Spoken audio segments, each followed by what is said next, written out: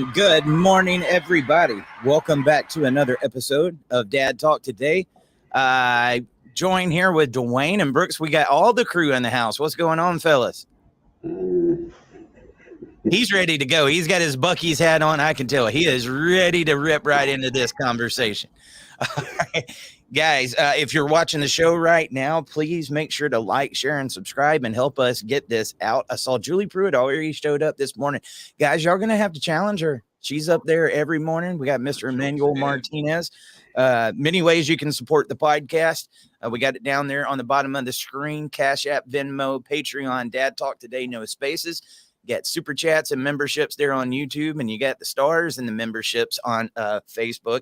And if you're a coffee drinker like I am, these stylish mugs, like I can tell you, my coffee has just transformed into this magical juice that wakes me up every morning. And I think it has something to do with this mug. That statement has not been evaluated, but take my word for it. Seriously, if you'd be interested in one, message the page.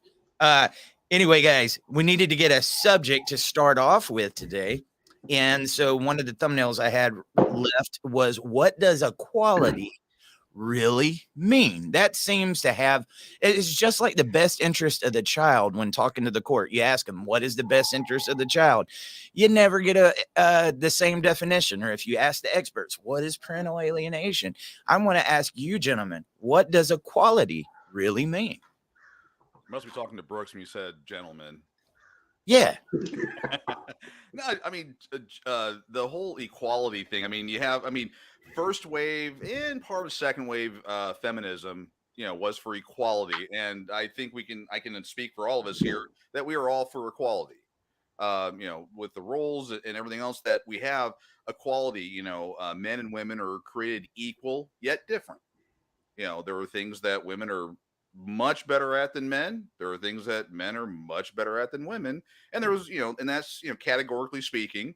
But, equality is that we both are, equal, 50-50. We both come to the table. We, when we pair bonded and get married, that we're both equal, that, women can do a number of things that men can do. Men can do a number of things that women can do, but there are some inherent differences. That's what are some of those things that men do better, Dwayne? Oh boy, I'm just kidding. let's get into it. No, I mean, categorically, we're physically stronger. Categorically, we have biology. We have more muscle mass. We, make categorically better firefighters. In war, we, we're the ones that are only drafted. It was funny, when they were, hinting around at a draft coming back for the women. That equality thing that everyone fights for, a lot of women kind of pulled back a little bit and said, let the guys do it. I'll get back in the kitchen. There are things that men do categorically better than women do. And there are things that women do much better than men do. I mean, again, name some of those things that women do better. Well, giving birth, for one. Giving birth, they do a much better job than I ever could. I mean, even with the advances in modern medicine, seeing my children being born, I'm sitting there going, "You got this, honey. You got this, honey." Thank God it's not me. Thank God it's not me. You ain't kidding. Could you imagine a baby coming out there? I've had a high protein week, and I'm like, nope, not happening. But Yeah, no, I mean that nurturing, in certain ways, in a lot of ways, women are more nurturing because their biology, that those chemicals and the way they do things, that it leans towards that. It's not to say that men can't be. And that's one of the other things too is when we talk about equality, we talk about men are categorically better at certain things than women are, and vice versa. For some reason, the people that just don't want to see that, they put their blinders on and they go, "Oh, well, that just these mean guys are just saying that men are better at everything than women, and women can't do anything." But I do like to poke a little jab there, with all the recent changes in society and certain things happening in the sports arena, cooking shows, and all that. Men have pretty well won all the events. I know we'll probably get canceled from that comment, but yeah, I mean, we're equal yet different. That's I think the thing. And Brooks, Eric, you guys, that's that we're all for equality. We want equality. It's just with the third wave feminism, the way things have the pendulum has swung. People will say equality, but then they're better. So they, I mean, we obviously anyone that joined the show knows that in the court system, they're favored. In the domestic violence area, they're favored. In so many areas, there's women owned only businesses, and that's celebrated. But if a man were to say that, oh my gosh, we need to get to equality, and we're not there yet. Now, Mr. Brooks McKenzie, I'm sure you have a few comments to make on that topic, maybe one or two. No, it's just sorry, I'm a little grumpy today. He's pondering. Oh, No, you needed a full thing. Yeah, you with don't I have did. your mug. I did. Yeah. I've just got this little thing that's not doing it for me. We got to get this to transform your morning times. No. A lot of it comes from, and I've mentioned this. So a lot of these arguments, they're leftist, and when you're and I always try to define it because everybody has different terms. And when I talk leftist, I am talk far left, radical, destroy the family unit. Because if I can destroy the family unit, I can take over the family, whether I'm the governor or the government, or from a spiritual perspective, I'm the enemy. I have to get rid of the family unit to be able to control society and normalize sin, to walk down a disgusting, twisted path and make everybody say, oh, that's okay. So whether you're talking from a governmental standpoint or a spiritual standpoint, that's one of the first things I have to do. And that's what's been happening. I've been in all these and I hate social media, but Facebook back and forth, people claiming to be conservative, blaming Jeff Younger for not fighting hard enough, calling him an idiot for going pro se in front of the Texas Supreme Court. Well, they have no idea why he went pro se, nor how much money he spent, nor anything else. And quite honestly, the fact that Jeff Younger has been doing this for so long, and we know some other men like Bradley Miller and those who know more about law than 97% of the licensed attorneys in the state of Texas. Yeah. Some of these men have been in front of the Supreme Court 4 or 5 times pro se, and almost no lawyers ever even done an appeal. But it's that narrative, again, that marketing of that narrative. When you talk about equality, starting in the early 70s, mass marketing, bring home the bacon fried up in a pan. I use that example because I was a kid and I remember that over and over and over. Don't stay home and take care of your kids, go out and work. And we know that if there's an at-home parent, it's always much better. You don't need 2 cars and 5 cell phones and 4 Xboxes, but they sold that for various reasons. Mm-hmm. And then you get the arguments of, well, no, women can do a lot of things men can do, and men can do a lot of things women can do, but it's not all equal. It's just simply not. Even within men, all 3 of us, it's not equal. One of us has more talents than other, and we are not just automatically equal. Right. And I'll ask people, let's say your house is on fire, your family's trapped inside, you can't get in there. Do you want a fire truck of 10 men showing up or 10 women? Well, that's not okay. So that right there just shows your fallacious argument. war, physical things like that. Yes. Are there powerful women bodybuilders and stuff? Yes. Okay. But they're the exception. They're not the rule. But equality has been bastardized again because the left bastardized terms to mean everything in the moon for one side and absolutely nothing on the other side. And if we take it out of the gender thing, if we just look at the oh gosh, my brain's blanking. But the we went through the thing with admissions in schools. You've got to have so many people of so many different colors, whether or not they're the best candidate. Businesses hiring someone based on their race.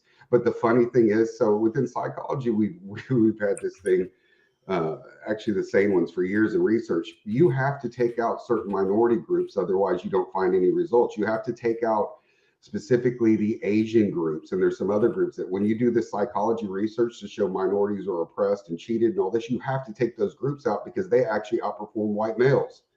And if you don't take them out, you don't find anything. And so they're known as the good minority or whatever, but they mess up your studies. So when you see these studies, they focus specifically on certain groups from certain demographics to show this inequality. And then they go pass laws that you have to have so many, African Americans or Hispanics or Hmong or whatever hired, and it ignores what the real data is.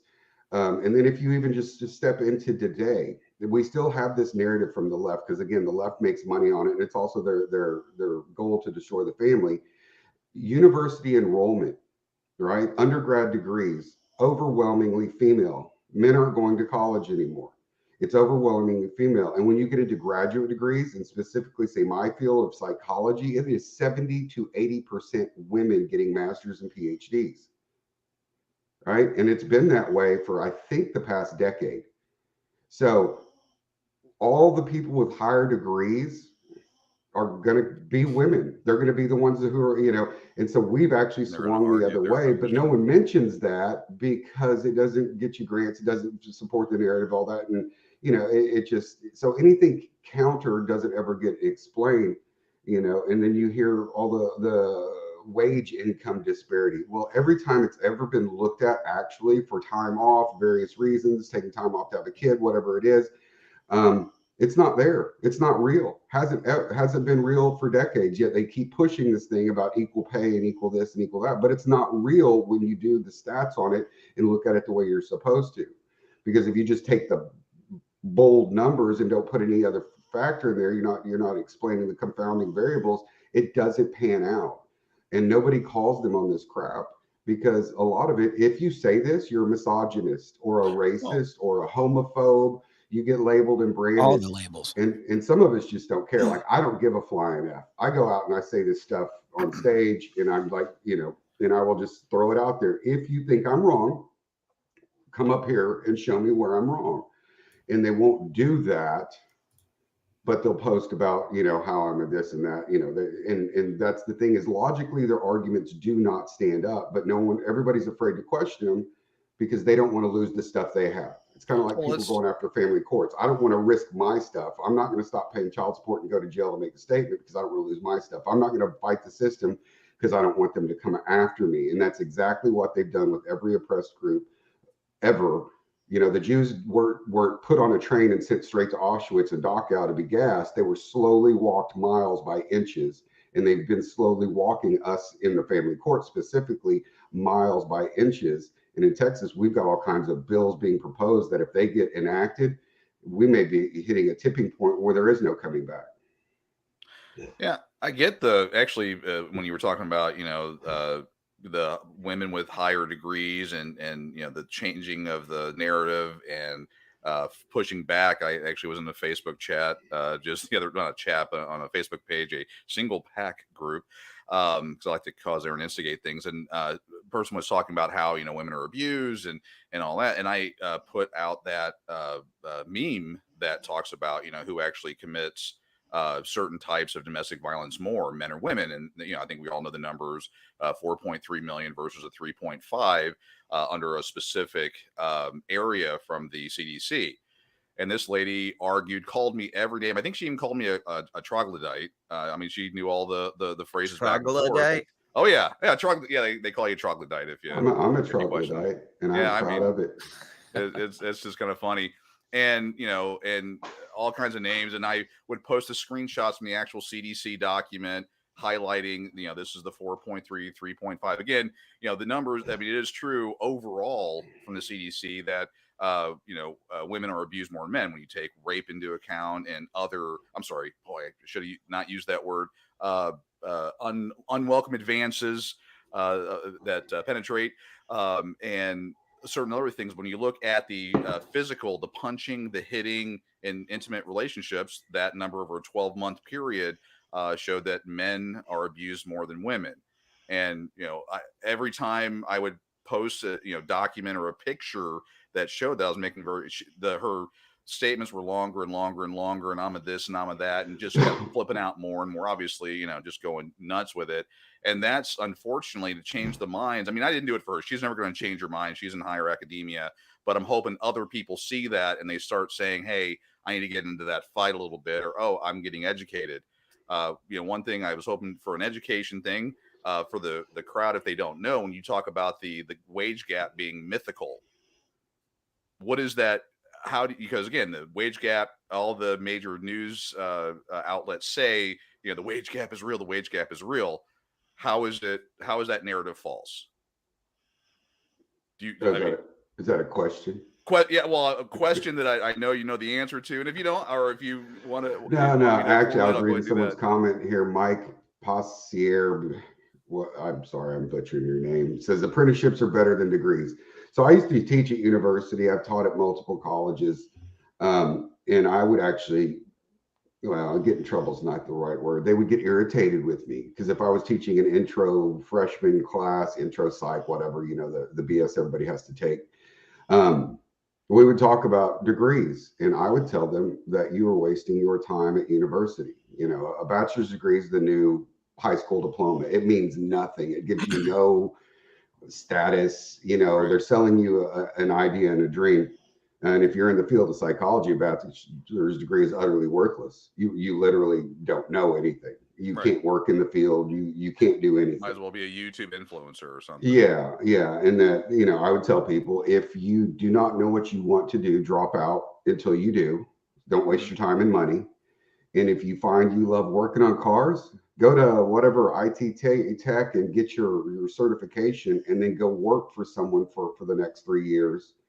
Have them train you up, get your master's mechanic certification, and you'll be making 6 figures. Mm-hmm. But you spend the next 6 years, because most kids don't finish a 4-year degree in 4 years. It's closer to 6 now. You'll spend the next 6 years accumulating debt and getting a worthless degree where you're going to make $35,000 coming out.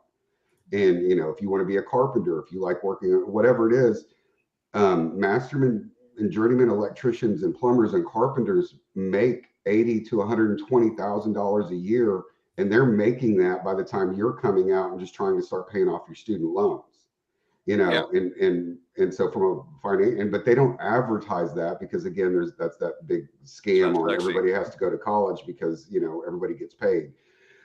So I fully agree with that. Had I known what I knew before I started university, I would probably save $60,000, $70,000 easily. But anyway, but the wage gap, no, it just simply isn't there. The way they, so again, with stats, I can make it, the bones, the ice cream causes murder. If I set it up to show what I want, I can show anything. Yeah. And that's the thing. I can show anything I want if I set it up properly and I control the variables. Because in actual research, real research, if I'm a researcher, I have to go out and try to disprove what I'm saying. Well, my goal is to try to disprove it. And I set it up to disprove it. And if I can't, I don't say my thing is real. I say my thing might be real. And I keep trying to disprove it. If I set up good studies repeatedly and I can't disprove that thing, it might be true, but we never say it is true. That's the thing. You get to a certain point where we say, yeah, we're pretty sure this is true, kind of like cigarettes and cancer. And most people don't know, so we all know cigarettes cause cancer, right? I mean, most of us. There are some people I meet that say, no, that's anyway. But it wasn't until 1990 in the federal courts that they recognized cigarettes cause cancer, and they had to put the warning labels on there and all this other stuff, right? But all the tobacco companies fought it like hell beforehand. Oh no, our product is healthy, it's good for you, and all this other stuff. And one of the reasons they were able to do that is because of research, right? So in research, and I have to apologize, this guy yesterday, I got a little persnickety with him about double blind studies and stuff. But you can't do certain types of research legally, right? So you can't take 5,000 people, divide them into two groups, make one group smoke till they get cancer, and have the other group not. You can't do that. You cannot do research where you know you are intentionally hurting somebody to prove a point, unless you're talking about COVID shots and stuff, and you can do whatever you want. But that's a whole different thing. But you can't do that. And so that is an experiment, right? That's experimental. So you have to go off what's called correlational and infer causation and all this other stuff. So all we had was decades of research showing that if people smoke, they tend to get cancers at higher rates, and specific cancers. So there's that link. But you can take rats and monkeys and dogs and cats and baboons and make them smoke and get cancer. So you have animal models that show this is the only thing different, because you can breed test animals for genetic identity. I mean, they're basically genetically identical. That's companies sell specific rats for specific purposes and all kinds of things. You can get depressed rats, you can get happy rats, you can get erectile dysfunction rats, you can get whatever you want. Legislative rats. Yes, yeah, and those are very common. And so that's that experimental. You could do a double blind there where nobody knows. You're pumping smoke into one and smoke into the other, but the experimenter doesn't know which one's the cigarette smoke and which one's not. So yes, so we had all that. And in science, that's definitive. When you have it across all these different things, it's pretty definitive. It still might be something we don't know to account for, but it's definitive. But the courts, even with all that, said forever cigarettes didn't. Well, why? Well, because the R.J. Reynolds and the other companies were paying them. They're paying lobbyists. They're paying politicians. They're paying, oh God, we can't let this thing come down because we'll lose so much money. People will riot, and it's literally like the family court. It was a rigged money-based system, but it got so obvious to the public, and the public got so outraged that in 1990 they said, nope, they cause cancer. And then immediately the tobacco companies turned around and said, but you can't sue us because you knew that caused cancer, even though we said it didn't. So they immediately switched their argument. And so when we have that kind of research, it can be used either way. The court's saying you don't have experimental research because it's illegal to conduct, so cigarettes don't cause cancer until they get enough pressure. And when you go to this wage, capitalize on this. And then when you go to this wage gap garbage, I could set up a study that showed women make 5 times what men do. I could go, and no offense, ladies, but I could go to strip clubs and male strip clubs. I can go to the porn industry. I can go into teaching. I can go in, like if I just did teachers, the vast majority of teachers are women, and the vast majority of principals are women because the vast majority of teachers are women. So I could take all the people in the teaching industry, right? Measure their salaries, add in the assistant principals and the principals and all the administrators who are women because they've been teaching forever. And I could show that women make so much more money than men, but in reality, what it would be is there's so many more women working there. They work in the higher paying positions because there's very few men. So is there really a wage gap, or did I just create one out of thin air because I know how to manipulate stuff? And I know you as a legislator and you as the public don't know how to read research, and you're not going to read it. You're just going to see that blurb headline and be outraged. And this is what's been happening for decades. Because if we go to the domestic violence, men were the abusers almost all the time. That's how they got VAWA and they got all these other domestic violence things. Men were the abusers. Men were, and they fought forever. But now, for the past decade, even the liberal ass government organizations have been showing, no, it's not true. Their narrative changed, just like the cigarette lobbyists did. The narrative changed to, well, okay, yes, women do it more, but men are more likely to kill their kids. Okay, well, now we got to go look at that. Well, actually, your stepfather doesn't count as the man who's the biological father, and if you take those out, so they add stuff in to prove a point. And then their argument is also, well, women have their kids more often than men, so of course they're going to abuse them more. you know, and they will literally change their argument to keep perpetuating that myth. But in that wage gap thing, it just simply doesn't hold up in the vast majority of industries. And if you look at the higher paying industries, the STEM stuff, men overwhelmingly are attracted to that where women aren't. And, you know, I know a lot of people are sticklers about Jordan Peterson, but he breaks it down pretty good.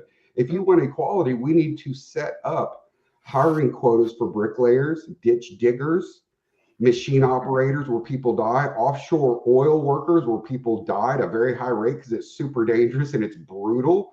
You know, let's set up quotas across the board, but you don't hear them arguing for that garbage, right? Yeah. They, you know, and because there is an agenda. If it really was about being equal, it would just be across the board. And I had an argument with a feminist again who was bashing Jeff Younger. I just can't believe how many people think it's okay on the left and the right. You know, it's his fault. It's not anything else. But he was arguing and he said true feminism, and he listed all the qualities, and he literally listed all the qualities of a conservative Christian. And I pointed this out to him and he immediately blocked me. You know, so even what their definition of feminism is will change depending on their debate, so they can frame it in a way that makes them look good, when in reality, it's so far from what it used to be, you know. Well, I wanted to make a point on that. You was talking about Younger. I want to go back to like one of the first things you said about all these conservatives saying how Jeff should have done this, he should have done this. Really, there was many of those conservatives that could have stepped up in the first place and helped to protect this child. And I think the only way to be able to get the attention off of them for their lack of incompetence, their lack of wanting to do something, is to make it look like it was Jeff's fault. And that just disgusts me. That is a really big story. Somebody, I think, was saying it was in the New York Times this morning, but I got sent an article last night, guys, that kind of blew my mind, and I'm going to share it with you. There is a news story that's going out right now. We have heard of people saying they've been wanting to do this for a long time. And as you can see, trending right now, New York Post up on the right corner is Jeff Younger's story. So that one's out there. But here is another one that broke out. Punished dad legally changes gender to female and bid to gain custody of kids. How many times has somebody been curious if that would work or not? I have heard it so many times. And from what I hear, he's got a pretty good chance because he did this. And this is how stupid the family courts are about to get because of the inequality.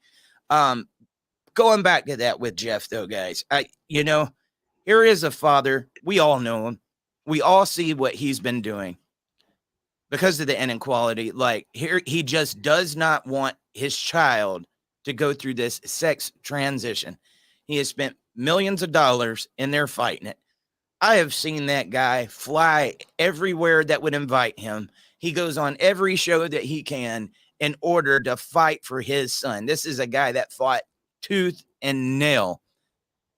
And this is where we end up as dads fighting for our kids. What is going on?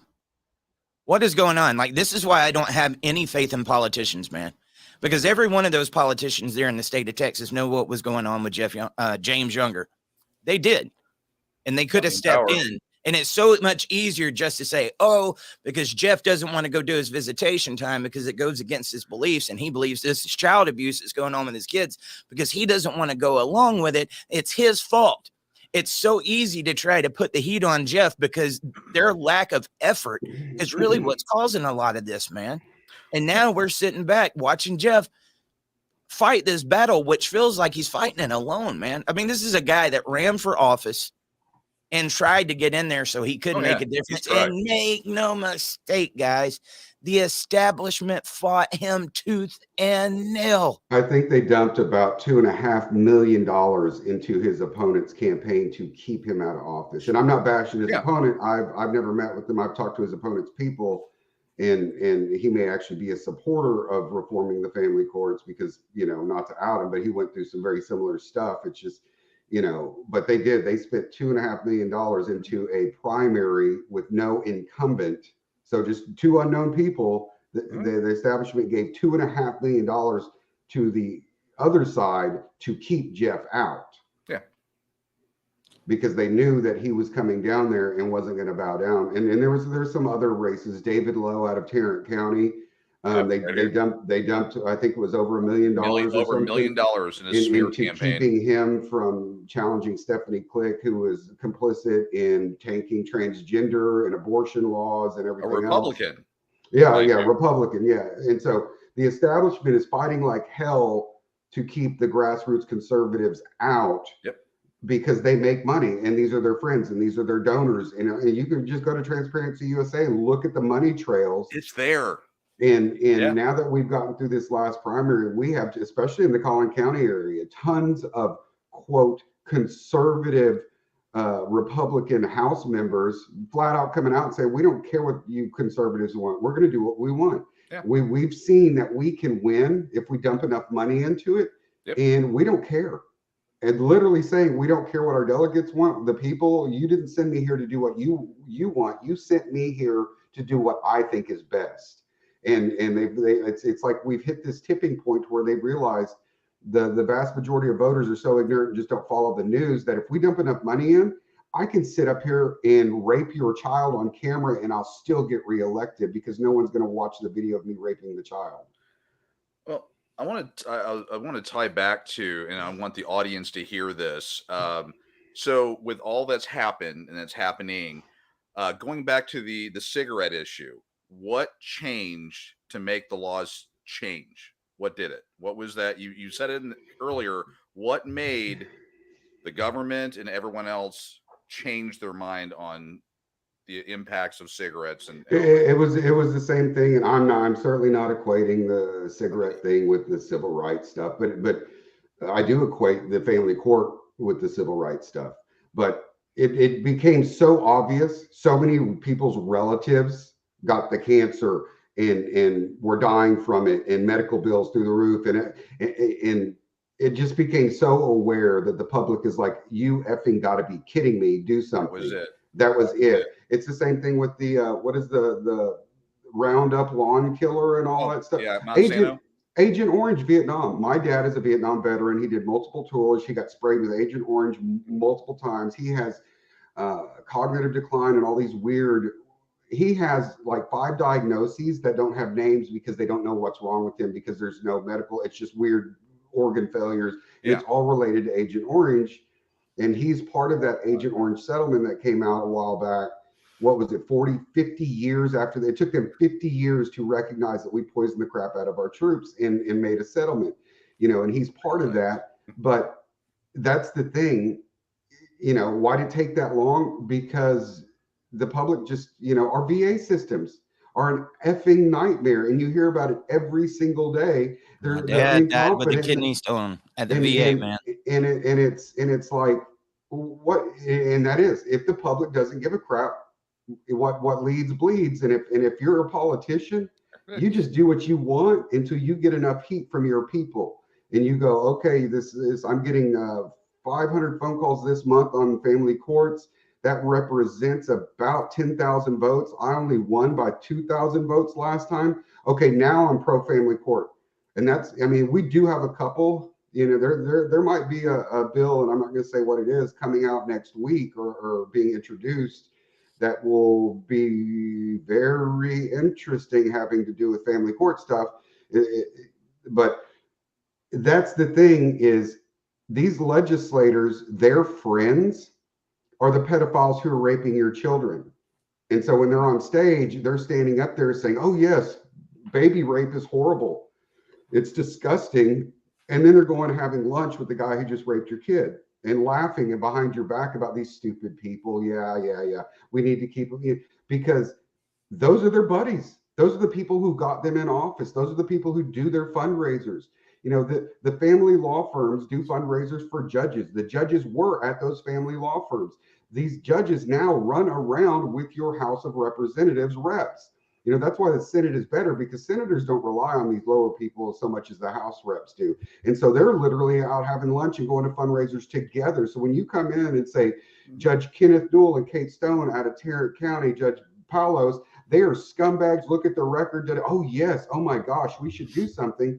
they're leaving your meeting and then going to a fundraiser or having lunch with these same scumbags and saying, hey man, you need to attenuate it, because if they keep, I can't stay with you if they blow you up enough, metaphorically. And that's the thing, is they are the buddies of your baby rapers. And then for the ones who actually do take a stand and say this is a disgusting thing, like we've got Brian Slayton here in Texas, who came out with an amendment, no more Democratic chairs, which is what 80+% of the Republicans voted for. And they are censuring him for saying we should do what the voters want them to do.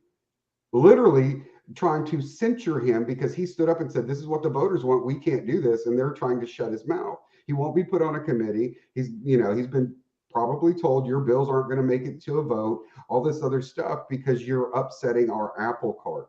And that it has to get so loud. Mothers Against Drunk Driving, it took them 20 years to get drinking and driving laws started. When I was a kid, you could drink and drive.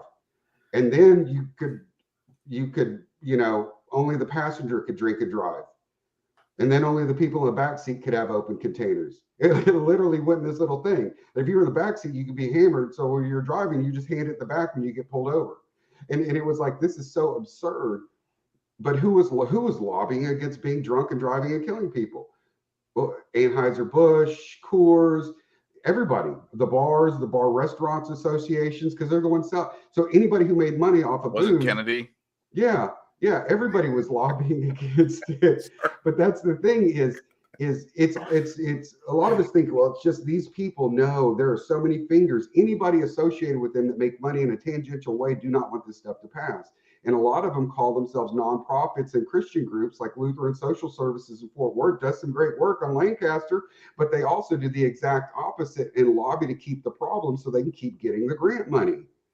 So the people who are helping you on one hand are also going behind your back and saying, no, we can't fix this, and giving that fallacious stats, those fallacious arguments, because if there's no money in the solution, if it was actually fixed, we'd have homeless shelters closing down. We'd have mental health shelters closing down, addiction centers, and all these people, that's their bread and butter. That's their career. Are you saying parental alienation experts and family law experts don't want it to shut down? Hell no. Hell no. Alyssa Sherry, Travis County, she is a crazy, in my opinion, whack job PhD. She's an associate professor, whatever, at UT Austin. Claims to be an expert in attachment, by the way, which happens to be my field. I've never seen her ever publish or write or even talk about attachment in a competent manner that indicated she knows anything about it. She is one of the favored custody evaluators out of Travis County in these courts, and Travis County is extremely liberal. And then on the side, she maintains websites and Twitters and blogs where she openly states that every woman who's been married has been abused. She just doesn't know it. And every man who's been married is an abuser. And she is hired by the court to come in and do custody evals. Who do you think she's going to, she's already stated she believes every man's an abuser. So how in the hell is that happening? She's being sued in federal court, in state court, and repeatedly, but nothing really happens. Because she's friends with the people on the licensing board. She's friends with the attorney. She's friends with the freaking Bresnans. It is a small cabal that protects each other. So I could come out, if it were reversed, and say, I will never, and I have seen judges say stuff like this, I will never, ever give a woman custody, ever, and never hear your case. Well, that's illegal. I should be removed from the bench. But the way the system works, if I come out and say, I'll never give a man custody, I will never recommend, that's Tuesday. Just normal, even though it's just as illegal, but that's how the system is built and that's how they make money. And nobody in this system wants to give up their paycheck. Even the ones who believe it's wrong and will speak out about it will often, there's a few like Melissa Isaac, we'll talk about the corruption. We've got an SREC out of Collin County, Britton Brooks. He's very open about the corruption, goes on podcasts. This is a broken ass system that I work in it to try to help and do the best I can, but it's absolutely broken. He testifies in front of the convention and in Austin for change in family courts. But the vast majority of them who do simply won't, because they're more worried about their car payment than they are standing up and supposedly following those Christian values they claim to espouse. So Eric, equality. Equality. What does equality mean? Well, no, no, I mean, with what he's saying and talking about, with the inequality that's going on, and it seems like what's in the news though is all this inequality and talking about, men, women, different ethnic backgrounds, and all that. To me, it seems like they're pushing a narrative to have everyone fighting about inequality when if we were because they are I would say maybe afraid that if we do say, hey, we're all equal in this together, we want to do what's right for everybody, and we look to our legislators and put pressure on them, that scares them. I mean, I don't know if I'm getting crazy with that. Well, no, I mean, I think the whole thing, smoke and mirror charade, it is the narrative. The narrative is dangerous. The ones that are going around screaming to be the most oppressed are usually the ones that have the superiority. Equality is going to be exactly that, where everybody puts in the equal amount and they get the same in return, right? The family courts are anything but. We're at 80% of these dads that are fighting in the state of Texas. It's 92, 93% of dads that are ending up without custody. And these are guys that are fighting. But you will go over to feminist groups and hear them talking about, we need equality. We need equality. Are you kidding me? Me too. You want more? I love equality. I'd love, you know what? Give us what you got and take what we got. How about that? Oh, that's sorry. So in Texas, and all the smoking men, so they came out with the expanded standard visitation schedule, right? And see, lawyers do math in a way that nobody else does math, right? And so they'll come out and this is actually part of the thing. They'll come tell the dad who hires them, oh, well, no, you actually get more time on certain years with the expanded standard. Look at this. They'll show them this little chart. And the guy's like, oh my gosh, that's more than 50-50. Yeah. And so if I pick up my kid at 11:59 p.m. Friday night, like I got him last night, 11:59 p.m. That's 1 minute. They'll count that. Well, it happened during Friday, so we're going to count Friday as a whole day. Mm-hmm. And then I drop him off at 6 a.m. Monday to school, get him out of bed, rush, drop him off at school. They're going to count Monday as a full day. Yep. So any minute I have during the day, they're going to count it as a full day when they try to sell it to me. Because I'll tell followers when I talk to them, well, they showed me these numbers and it's great. And I don't see a problem. I said, go to the opposing counsel and say, because you claim this is 50-50 or better, I would like to offer this to my spouse because I think she should have that wonderful deal you're offering me. And so I'll take the other side of it, and you will get called MFer, you SOB. They'll attack you because they know it's not. They teach for the audience. I did a video about this because I couldn't believe it myself years ago, and actually watched the 4-part series where they one of the bar members teaches a class, and they walk through how expanded, or they say it's standard possession because it was before the law changed, and they said, well, with the expanded basic elections, it's actually 52% to 48% time, and they do the smoke and mirrors, and you're like, well, but and exactly as you point out, at 11:59 p.m. on a Friday, that is one full day, and they do the little, the fuzzy math and everything. But yeah, for the audience, they teach a class to other lawyers this horrible math. I think I call it government math, but a whole different topic. But yeah, I mean, it's insane what these lawyers will do and try to promote this. But yeah, the expanded basic is that's a whole other topic. Yep. That's smoky mirrors too, man. They did the expanded standard so that they can create a little bit of that inequality and still get the full amount in child support. Right. These politicians have no qualms about giving you guys 50-50 parenting time as long as it doesn't affect their wallets. At the end of the day, that's all that matters. They've got this system set up the way they want it set up. Well, there is a caveat to that. So okay. Caveat. They want more money.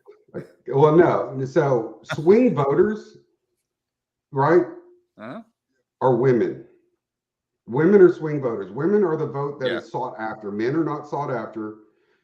They don't go after the black vote. There's certain groups they're pretty sure that are locked in. And actually, that was one of the big things when Trump was elected. And I'm not a huge Trumpster. I do like what he did for the Christian community, even though I'm not sure he's Christian. I think he did more for the Christian community than any president in my lifetime. And I'm not a huge Trump fan. I like what he did. I think he should have been, had someone take his phone away and not ever let him on social media. But that's a whole different story. But Stay off the tweeter. Women are the swing vote.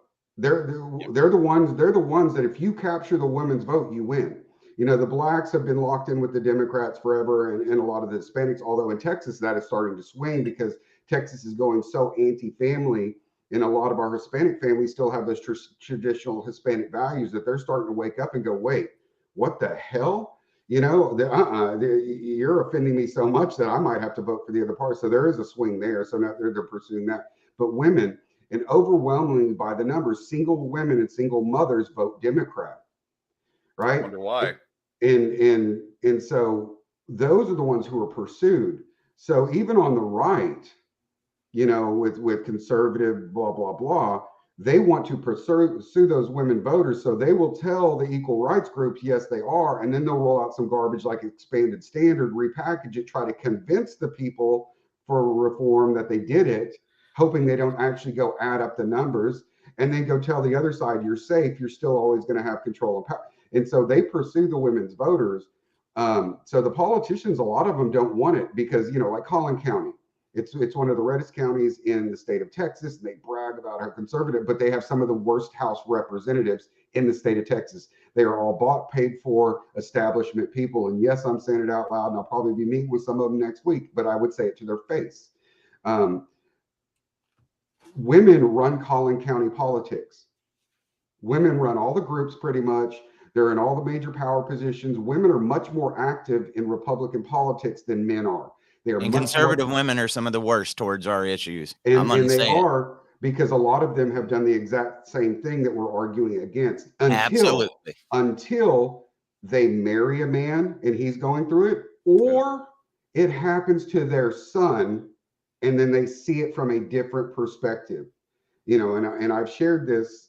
My mother did to me exactly what my wife has done to me. When my mother did it to my father, there was always a reason the whole life, you know, I would bring it up. You did this and screwed up my entire, well, I had to, and now when it's happening to me and she can't see her grandson, now it's this huge thing. We need to go out and it's like, you didn't. And that's that thing. My opinion changes depending on whether it affects me or not. Oh, dude, that's big. That's big. I've been to so many of these conferences and they'll be like, oh, I'll take that into consideration. Thank you for telling me about it. And a week or two later, they'll be calling me, oh my God, I'm going through it. Yeah, I need your help. And I mean, this just happened not too long ago. Very popular person. I'll leave his name out of it. But I looked at him. I said, you realize your voice meant a lot more before you were going through it. And it's like, now you look like you're doing it for you, but you could have done this before and it might have protected you. It might have protected your kids. And that's just the way that cookie crumbles, man. I mean, and that's no different than getting people to care about our movement altogether. A lot of times people don't know what's going on until they're the ones going through it. They don't have time to listen to what these guys are going through. And that's just, it's sad, man. It really is. Well, we had people here in Texas had no clue what was happening in the Jeff Younger case. We had talked to them a few days ago. I was a little surprised. I figured everyone knew about what was happening to Younger, and in talking with them, they were surprised to learn. But it's funny, they now have become, and the women that are in the audience and all that, they've become our largest, you know, voices and contributors because now they see it from that perspective. Can I give the truth on that? I'm just going to go ahead and give you the truth on that. Why didn't they want to get involved in Younger's case? It's not because they didn't want to protect this child from this transition. I think what it was is they knew that if they got involved in that case, people were going to ask, how did it get here in the first place? How did we allow it to get this far? And when you find out what made it get this far, you're going to have to dip into the family courts. You're going to have to hear from Jeff. You're going to have to hear from the players that have made it the corrupt system that it is. And they've got to protect the family courts. That's why none of the conservatives wanted to address it, because you got a lot of those attorneys in office and they are there for themselves. They are not there for the kids. They are not there to make a better life for you guys. They just aren't. But if they would have addressed Younger's situation, they would have had to get involved. And this would be a time for these people that think, like, I remember being at CPAC, dude, and like they were rating the politicians on how they voted with the party. Like this one voted 100% conservative. This one right here was 99%. This one right here was 98%. And I said, well, can you tell me what some of the bills they were that they voted against were? It's like, no, we can just tell you if they voted with him or not. And I was like, sometimes that's not a good deal. And I'll tell you why. I was like, I know plenty of conservatives down here. I wouldn't vote for some of those bills. I was like, I don't want to know nobody that just goes and votes and aligns with the party.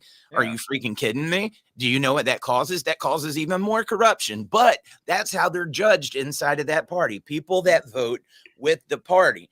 Again, attorneys that are in office, they know what's going on. That's the reason why Younger's case wasn't exposed more, because they would have had to get in the system and it would have foiled their plans.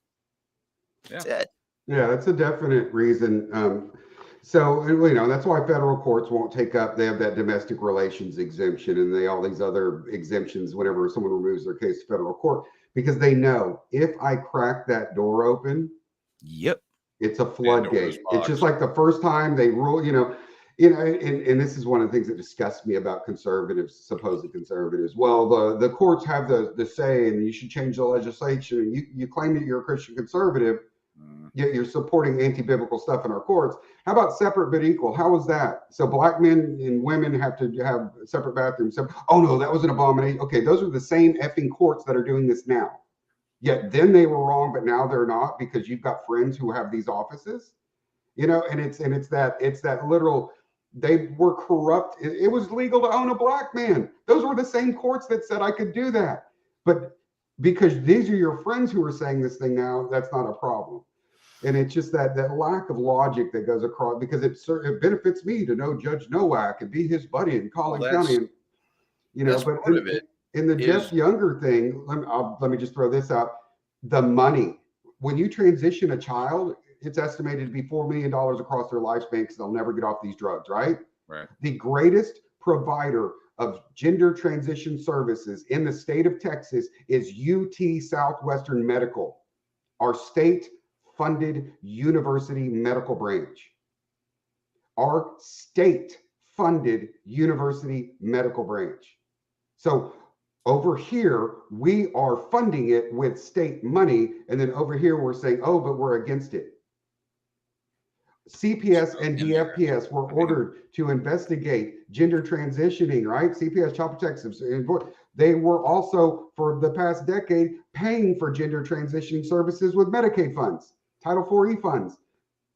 So when you look back, money, power. Oh yes, we're going to investigate that, wink, wink, nod, nod, because we're the ones doing it. Again, go back to the Klan killing the black man. It was illegal, but the person investigating the Klan was the Klansman on the horse with the Emmett Till pitchfork and the So that's the system we have, and they don't want you to know it. And when you start talking about it, they get furious and start calling you names and outing you and all this kind of stuff. But the people who claim to be against it in many cases are the ones who benefit and are actually enacting legislation to make it harder to stop. Absolutely. Well, but they act. They put on a good act, guys. You can meet with some of these politicians, and they will have you convinced they are for you. They know what to do. That's why they are called a politician in the first place. You got to know who you're talking to. They didn't get there because they're dumb. Okay. And that's why I say most of them know what's going on, but they'll act oblivious to it. Father X there on YouTube's got a question for you, Brooks. He said, Brooks, if you had a choice, would you rather child custody decisions be made by judges or by private practice family therapy psychologists? Neither. Which of the two is better overall? I figured that was neither. And to let them know why. Anybody who practices within the family court arena as a professional psychologist, I would say over 90% of the time is a bought off shield. I just gave an example of Alicia Sherry, again, my opinion, but I have actually read the documents that she submits to court, and they are so biased, it's unbelievable. And I've read that in many, many cases. So what I do sometimes, I'll get asked to consult because I'm a ex-scientist, whatever. I don't know if you can ever be an ex-scientist. So I read the reports and the measures that I know that I've given, that I've used in research, and see if they use them appropriately. And without fail, they did not use them appropriately. Then they report the exact opposite. They make they basically just write whatever they want, assuming no one will ever read it who has a knowledge base. So I don't trust the therapists and psychologists at all, because most of them have an agenda and they're being bought and paid for by law firms, you'll find that the same people are referred over and over and over by the same judges or the same law firms. And they almost always, the recommendations almost always coincide exactly with what's already been said by the attorney or the judge. They're basically paid to come in and write a supporting report. Well, and Deborah just brought up in her comments the other arm of the bought and paid for world. Absolutely, dude. I was looking at it. I spoke Good with job, Deborah. 3 local stations about Corbin's situation and on Jeff's case. They would not cover either story. And I said to them, these are stories about humanity, guys. Just like, you know, Brooks talks about all these different universities and stuff he spoke to. I have been face to face with all the networks just about. I mean, face to face with them. What are you doing? Can you cover this? It's not sexy. They tell us to stay away from stuff like that because it can be so sticky and all. It's like, look, you have no problem getting your hands involved in, you know, some of this other stuff. And it gets to a point where for the longest they said it wasn't sexy, it wouldn't create ratings. Then Johnny Depp happened. That was the biggest thing. That was the biggest court case we've seen since O.J. Simpson, man. Yeah. And I talked to the people over in Australia, and they were saying, dude, it was on every radio station, every TV station, even on the other side of the world. That was a big thing. And I think most of those guys were sitting back saying that was my ex on there. So they can't tell us that it doesn't create ratings or it's not sexy because they love sensationalism. They report on stuff that's not sexy all the time. However, it does go against the narrative. And trust me, guys, as long as there's inequality and there's somebody that's going to be fighting for it like us, the division is what feeds the media. They don't want it to get better either because then the news is going to get boring. They don't want it to get better either. And I believe they are all connected from the very top all the way down to the bottom. It feels like we're almost, when it comes to politics and what we're seeing on the stations, it's like playing the Truman Show, right? Stage where we got what articles and stuff that's going to go out there, but they'll report on it every once in a while when they think it's going to benefit them, but they won't stick with them. Every once in a while they'll tell you about it and then they're not going to stick with it because we got to go do some other stuff because we can't let people know how bad it is. And that's where it's really up to our community to start getting these stories together. Like the other night, we had 3 custody exchange murders on with one mom that was in the comments saying this happened to me and I need to tell my story. Then you start seeing, oh, here's 20, here's 30 families that this has happened to. Then you got a little bit more power to go off of this thing because they try to create it like it's a one-off situation, that it's not happening that bad. The bias inside a family court has went on for so long that people just accept it. Unfortunately, they have accepted that's the way it's going to be. Oh, you're a dad, you went through that. I know several dads that's been through that, and that's about as far as you're going to get with it. Well, that's why it's so important for Dad Talk Today to like, share, subscribe, bring this out because again, it's a good segue. Get you a mug. Good segue there. Yes, and make sure to get your mugs so your coffee tastes better. And in all reality, guys, so we can create this, because when have you ever seen the media, politicians, or anybody representing you? How about for once we support the ones that will get out there and actually bust their asses to make sure that this gets out there, because we can do it and we can home grow it and we can make sure we are being supported and reported on by the ones that know what's going on in this.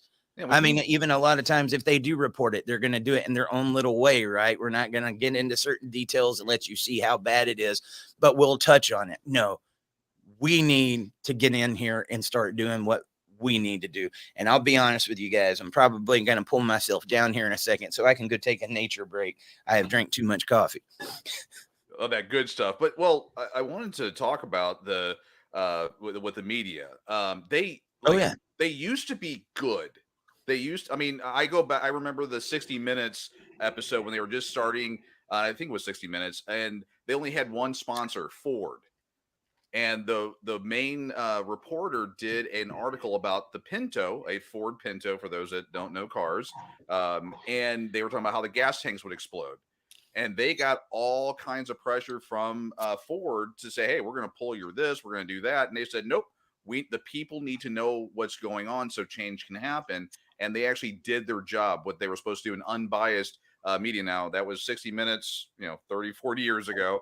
I want to talk about it now, but That's what we need to get back to. And we used to have journalism. We don't have that anymore. We have paid actors that are going to create the news and tell you what you're supposed to believe. There's so many stories which I know we can't talk about because you'll get shut down before the words come out of my mouth about things that have happened in the news over the last let's say 5 years that still haven't seen the light of day outside of smaller networks that then get shut down. But we've got to have people supporting Dad Talk Today in order to get this message out there. I mean, your inbox is full. I'm sure you're getting told every single day about different situations. We have got to band together and make that, just like the cigarette companies, get the people pushing and saying we're done. It needs to change. I was going to touch on the cigarette companies too, because there's something that is probably a lot more popular than cigarettes now, which is called vaping. And there was a lot of research that came out there and said that vaping was doing all kinds of stuff. Guess who funded that? It was Big Tobacco. Okay, Big Tobacco is the one that was pushing these narratives. And because vaping was a new thing and they was looking at this, a lot of people fell for it.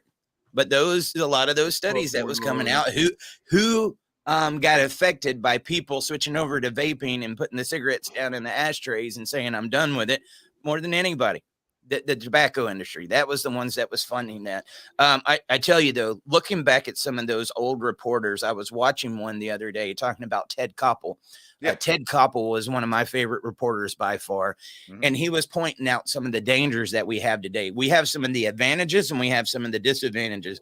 The advantages is we have alternate media where you can come to the people and the people can say, if it's not being reported on, we can do it. But that's also your disadvantage, because anybody can get a microphone, turn on their camera now and say, this is truth and this is what's going on. So there is a lot of misinformation out there. There is all these different places, but the media used to be unbiased. Let's get the story out and let's do this. You don't have the Ted Koppels anymore. You don't have the Walter Cronkites anymore. And the world is really suffering from not having that. If you ask me what happened, that your news, you didn't know what kind of news you're going to get because you know what party they align with. That's crazy, man. Oh, yeah. If I want to watch the right news, I'm going to go to Fox. If I want to watch the left, we're going to go to every other person, including CNN. But even it has gotten segmented, and they know, like, I have enough of an audience if I just, talk to this side, and I can keep them divided, and it works out good for all of us. It really is. It's crappy, man. You never see subjective news. You don't even see equality in the media talking about what does equality really mean.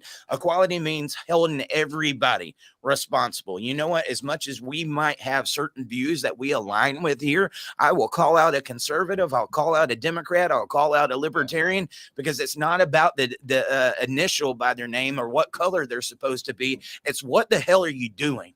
You said that you needed a position so that you could get in there and make this country better for these guys, for us, for my family. And most of you are acting like you don't even know what's going on. I mean, you go and talk to some of these guys about Title 4D. What is Title 4D? You mean you're in this position? A lot of these people are going to get paid from this, and you don't even know what's going on. They don't even go to these places, dude, from the people that are suffering from these problems and try to relate to them, try to figure them out. But I got to put it back, just like I say, on the movement.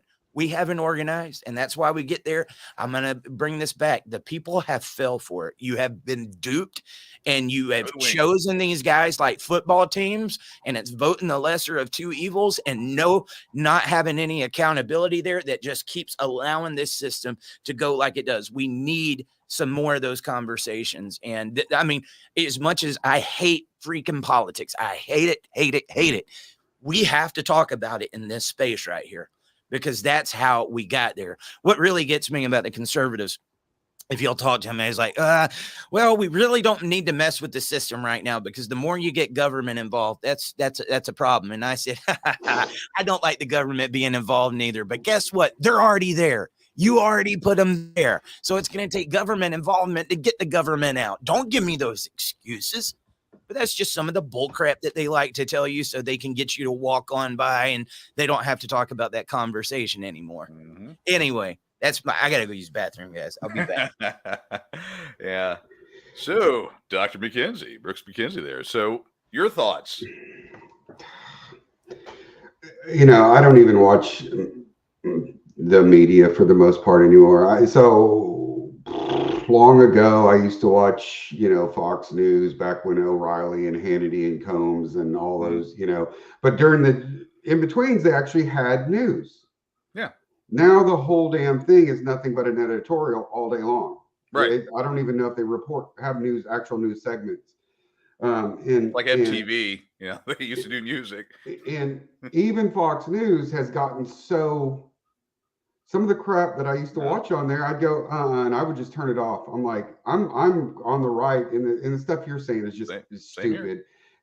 But then I could watch it for an hour, and within a space of an hour, they would be lambasting, you know, just an example, Fauci and his COVID stuff, and then promoting getting boosters and shots, which are two dichotomous points of view.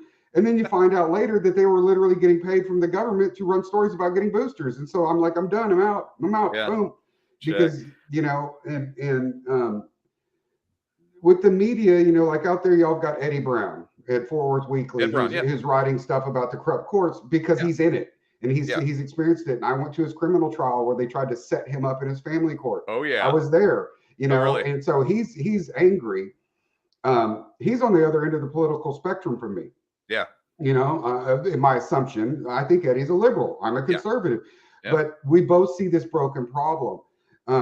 But I use Rust Instincts. Judge Graham Quisenberry, Parker County, corrupt judge, called to have a campaign director fired from 2 campaigns because she came into court watch. Right? That's illegal. That is official oppression. That's illegal. There's so many different things.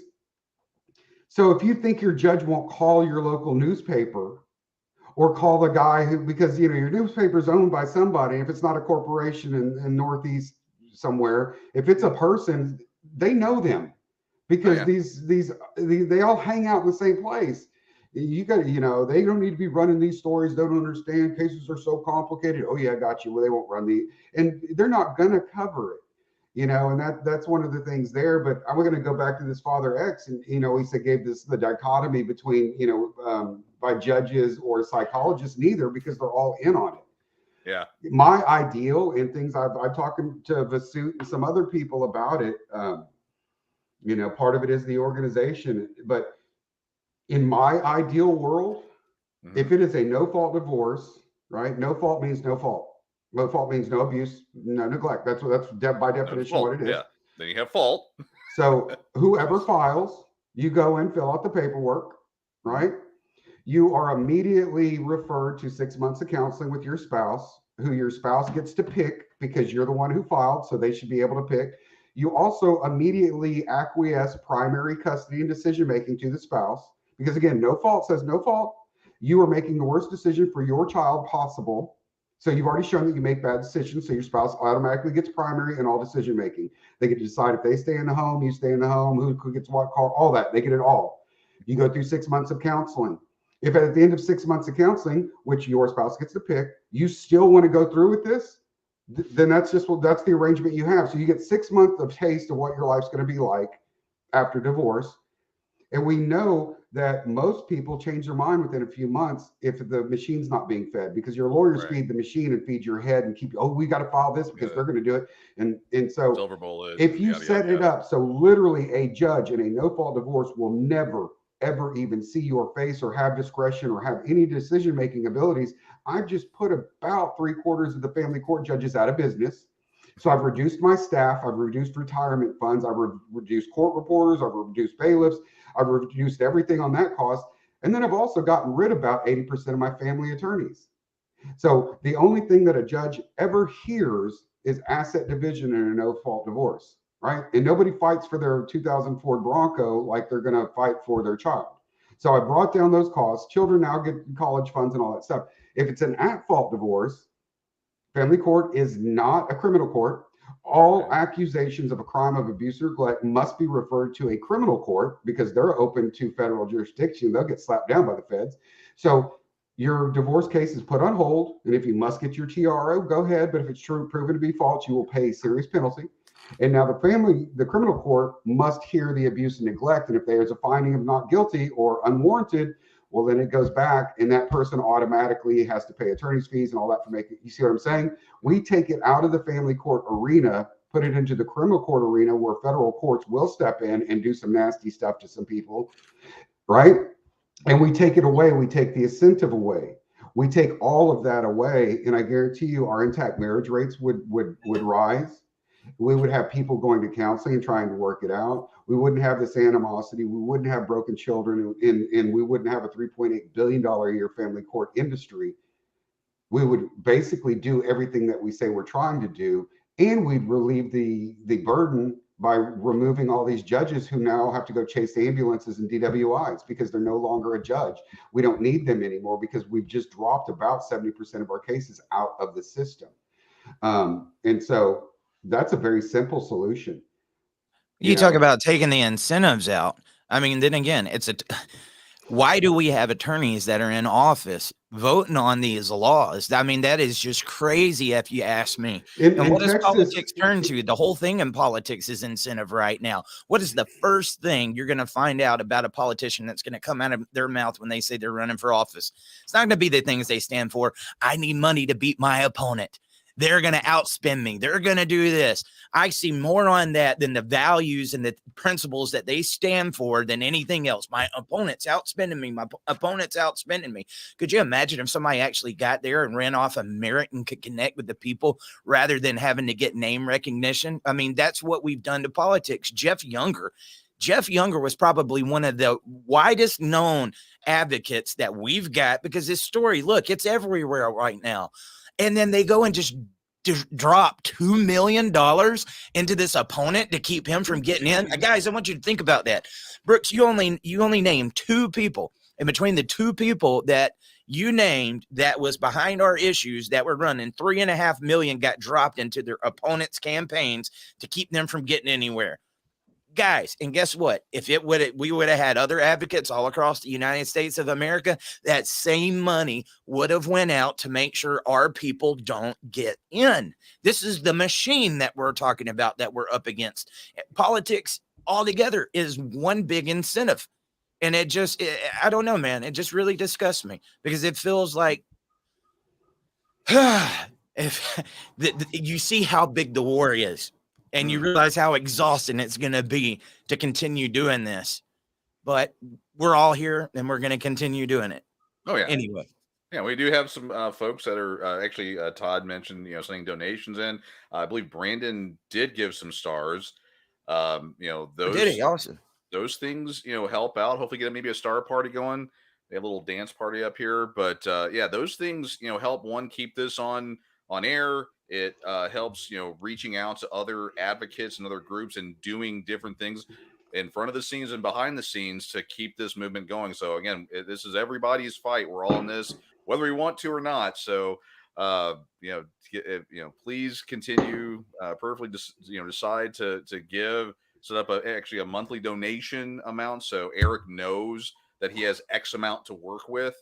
Because I know you have a lot of exciting things. We've shared a number of things off air, and I hope everyone understands. He can't, smart move here. He can't come out here and go, "Hey, I'm doing X, Y, and Z," because I tell you right now, the other side and other people that don't want this to happen are watching. Yeah, sabotage. Be like the football guy going, "Hey, here, guys, here's my play."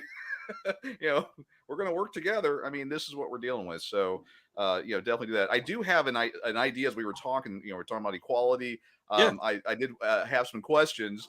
I wanted to ask both of you, what was your earliest memory or the first time, and doesn't have to be, family court, that's an easy one, but the first time you experienced inequality, either as a man or just in general, what was like, when I say the word inequality, when was that first, that doesn't seem right? Growing up, if my sister said I did something, they took her word for it and I got my butt tore up. This is one of the earliest memories. Tell my mom all the time. I was like, you realize most of the time she was telling lies on me and you beat the crap out of me for it. Wow. Okay. That was your first. This ain't right. Okay. No, it's not. That's not right. See, it's made its way into our nuclear family. I won't forget that. Uh-oh. Well, yeah. All right, mom. This is your chance to you can come jump on here and go, I'm sorry for what I did, or you'll say, Eric, you did a lot of bad stuff. We just kind of went with the assumption. My dad, he told me one time he actually my brother and I were sitting on a bench in a van. That's how old and I'm talking about and how poor we were. And my brother, who was sitting over here, did something, and my dad comes across and just smokes us both across the legs. And I'm like, I didn't do anything. He's like, well, you probably did something I don't know about, and then kept on going. But I don't know about the first time, but I'll tell you the one that sticks out in my yeah. mind the most about inequality. I shared a little bit of my story, which I don't do often, about Christmas 2005 is when I became a single father. I got a 1-year-old daughter that's laying on my chest at Christmas, screaming and crying because her family was breaking up. And you know what? I might not have been the best person back then, but I made it through and I became a good dad. And at one point in time, I was a father that was raising 2 daughters. And it was just me and those girls in this house. They did get to see their mom, but most of the time they was with me, and I raised those girls. I got one that went all the way through high school. She's in college now. She's doing good. They were perfectly fit, willing, and able kids, and I love them to death. But then it comes to my last daughter, and when she was born, and then having to go to the courts, and like, you need me to prove to you that I'm fit, willing, and able. I've already raised these girls. Look, I'm a perfect, like, I've already showed, like, I need to go get an attorney. I need to go get a judge to show you. I can just show you right here. How much is it going to cost me? $10,000 on retainer to get started. Oh, and then it's going to be $400 an hour after that. And then if my ex likes conflict, that she can keep it going and just keep getting me to spend more and more money. How is this fair? Why didn't I have rights from the very beginning? I'm a parent.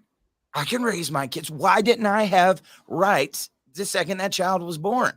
I don't want to be with her, but I do want to be with my kid. Right. Why does the inequality for these dads? This is the thing. I've gotten so pissed. There's people that talk about how bad the family courts is and how to fight inside of the family courts. The majority of these cases should have never had to go through the family courts in the first place. And if parents were truly equal, if men and women, moms and dads were truly equal, they would have rights that reflect that to keep it out of these corrupt ass courts. The court should be seeing a minority of cases that just can't settle anything, right?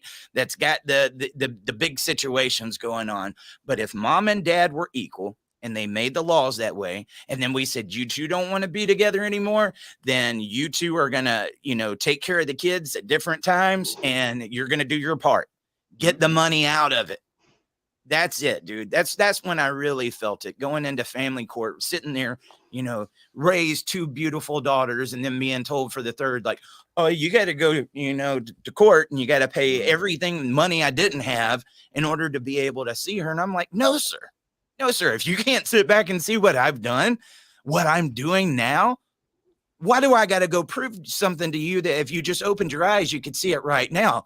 It's not about me proving anything. It's about you wanting to get money that I'm working for. I had to pay for a divorce. I had to pay for all these different things, and I can barely put food in these kids' mouths. And then you want to take what I've got, that I'm sacrificing my time with them in order to be able to provide for them. You want me to give it to you? I'm not giving that money to you. That's my family's money. That's about how I would like to put it, man. So family court, that was your first in your face inequality. I mean, the one that really sticks with you. That's the one that's probably the number one. Just like, I could see, like, if I was a new father, never proved or anything like that before, like what kind of dad I was. It's like, I sat here and raised these girls, and I think as a single dad, I did a damn good job, man.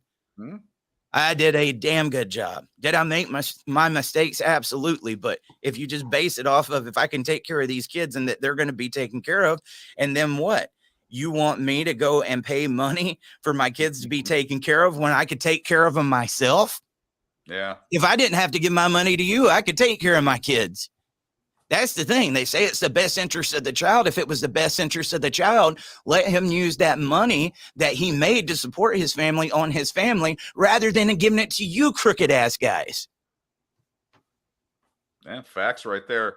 How about, I don't know, you're a little bit younger than me, but so when you took like your kids to the bathroom and they only had not unisex but family bathrooms, did they have any for men? Like when you went to the men's bathroom, they have a little fold down, the drink holder, they like to call it.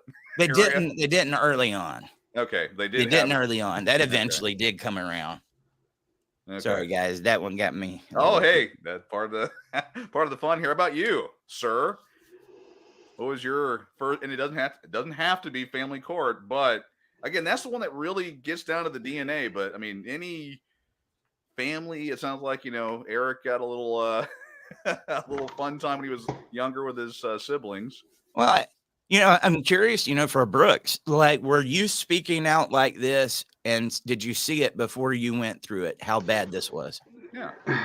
Okay, so on that, so I left TCU in 2013 for various reasons, but so when I left there, I started doing consulting with nonprofits, whatever. But I also started doing occasional court expert testimony, because when I was at TCU, we used to do this thing every other year called the Judicial Summit, and it was a CLE training for judges. And we thought naively and ignorantly, well, if we actually provide the judges with this 5-6 decades of research on what is really best for children, they will see that they're destroying kids left and right. I mean, we would have nationally renowned experts in the field from all over the nation and sometimes the world come in and speak at this, week-long summit. I mean, it was a big deal with some big heavy hitters there. And we quit doing it after about 3 or 4 times because there was just no effect whatsoever. Wow, that's amazing. I've never heard any of that. That's incredible. That is so, oh my gosh, I've been screwing up kids forever. And then they would just go back to doing what they did. Yeah. It's easier to do that. Yeah. So we quit doing that.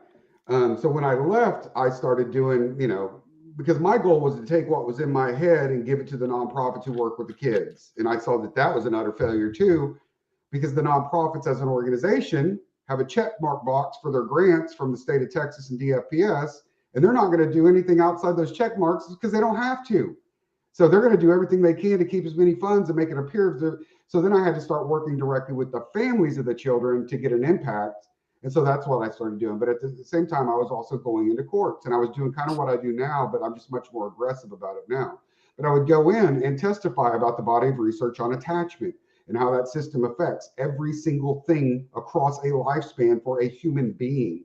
That attachment is more important than nutrition, homelessness, everything else. I mean, hell, if you have a child with healthy attachment to healthy parents, it is better to have a child with healthy attachment to healthy parents and let them smoke and drink than it is to have a child with unhealthy attachment who does not smoke and drink.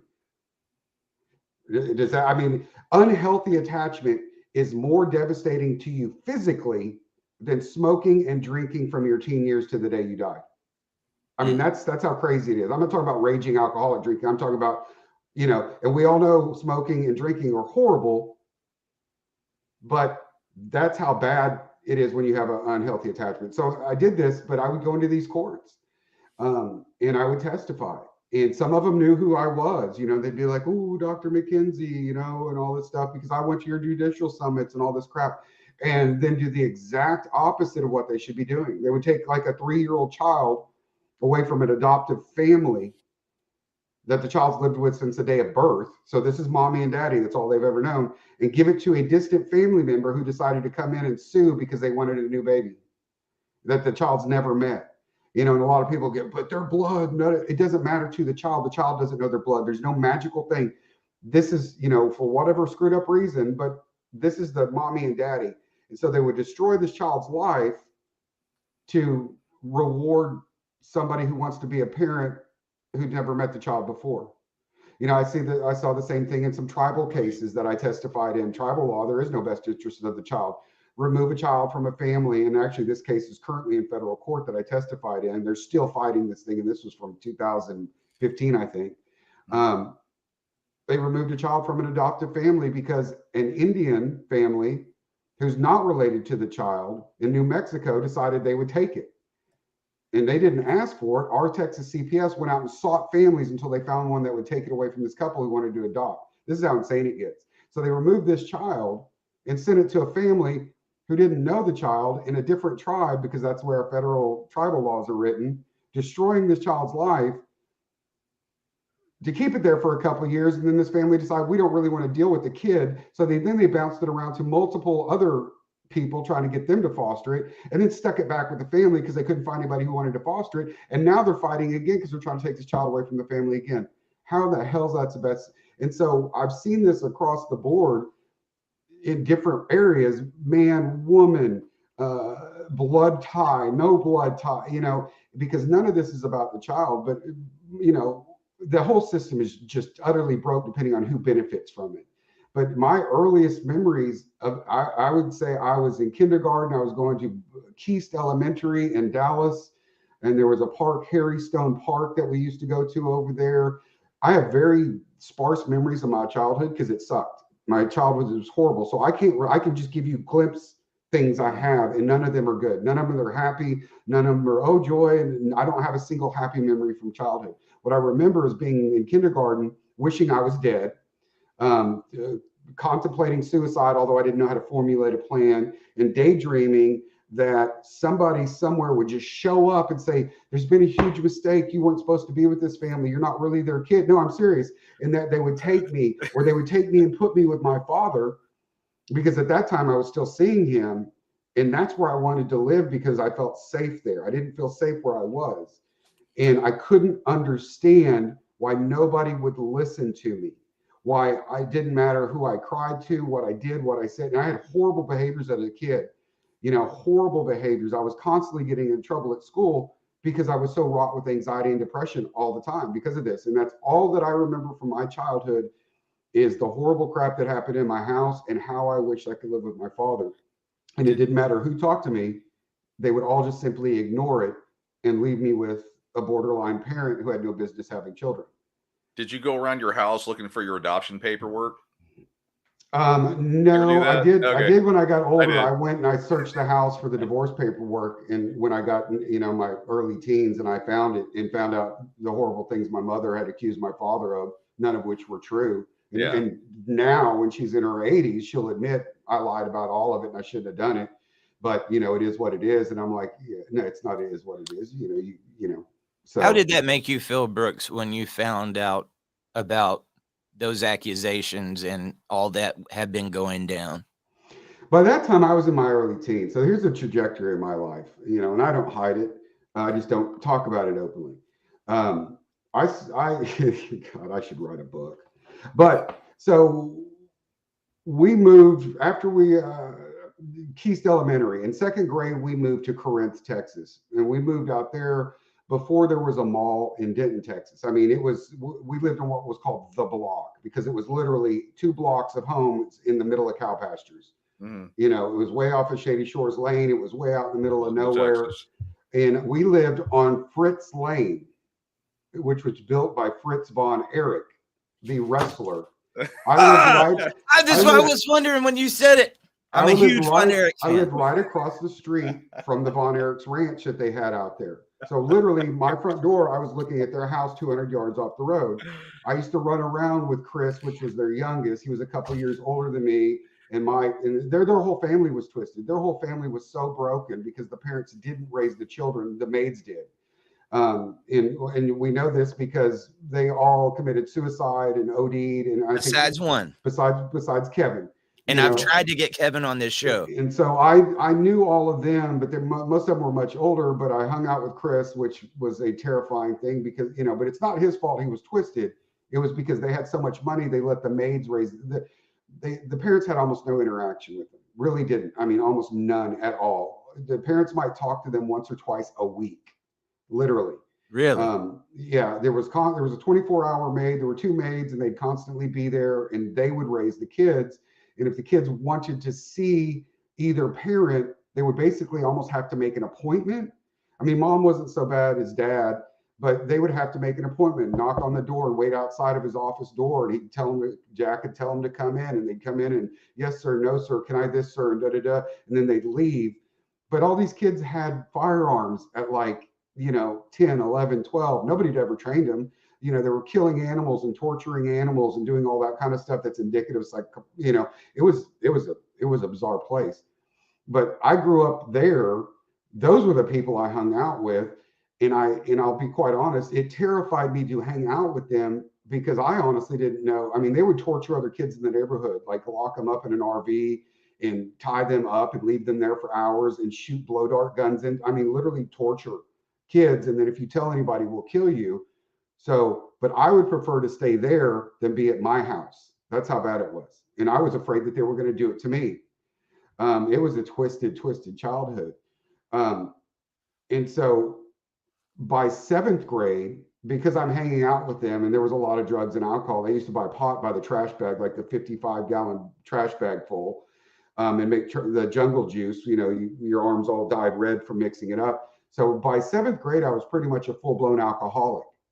And I was selling pot in my drafting class. I would keep a bunch of marijuana in my drawer in my drafting class, and I was selling pot all over Congress Middle School, because I had this connect that would give me ounces and ounces of pot for free because they were buying it by the pounds. And that was my childhood. So by the time I found those papers and read it, I was already a destroyed, broken kid, And the flip side of that is my entire childhood, I was in what they call honors classes. So like when I'm in 2nd grade, I'm going down to the 4th grade to do math, reading, and all these other things. And then they'd send me back down, and all throughout junior high, I'm in these advanced honors classes, but I'm failing left and right because I won't even do the homework because I'm so broken. I'm like, F you, I don't want to be, I'm getting in fights all the time and all that. But because of my testing, they wouldn't kick me out because they knew I was, and nothing to do with me, just God gave me this brain, that I was near the top and there was something, And so by that point, I was already a broken, destroyed kid. So when I read it, it just added to the resentment. I mean, there was a point when my stepfather, he had no business having kids either. And I have a half brother and sister from him and my mother. I sat in front of the front door in Corinth, Texas, when I was at the 8th or 9th grade. I dropped out of school after my 9th grade year, so it was probably about 9th grade. I went and got a 12-gauge shotgun. I loaded it, and I sat at the door facing the hallway where the front door was, and I was waiting for him to come home from work, and I was going to kill him. I was just sitting there waiting. My mother was gone out on a drinking binge or whatever with somebody, and she just happened to come home because she'd forgotten something and walked through the door and said, "What are you doing?"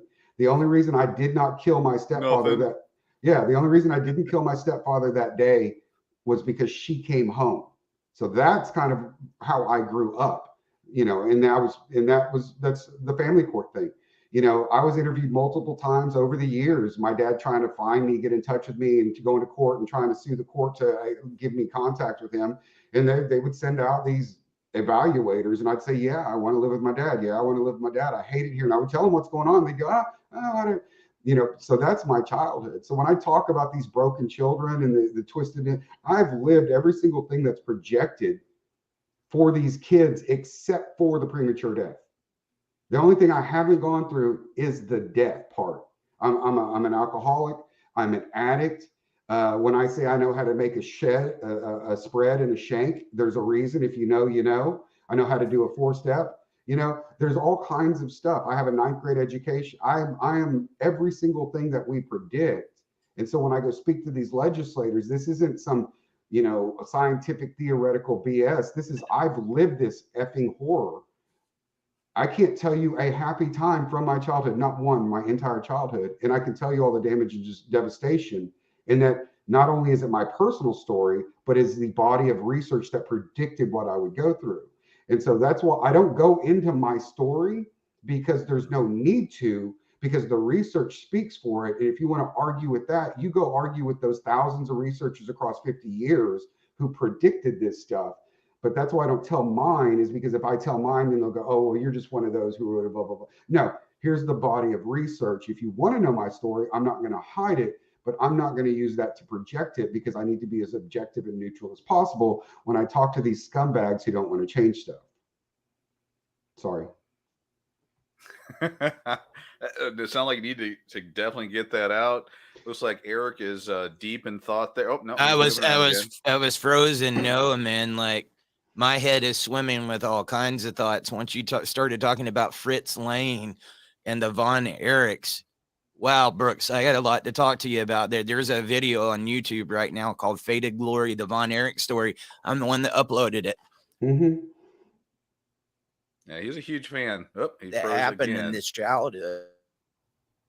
Yeah, your audio and videos doing the tango there.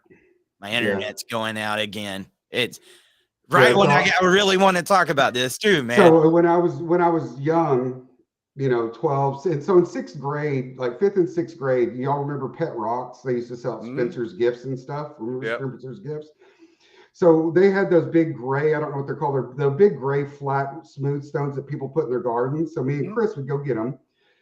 We'd paint eyeballs on them, and then we'd have the brothers who were all wrestling by then sign autographs, and we'd stand out in front of their house on the street, in front of my house, their house, and sell Pet Rocks and an autograph for like $15. And that was a ton of money back then. And there would be cars lined up 20 deep with girls coming by and screaming and taking pictures and lifting their shirts.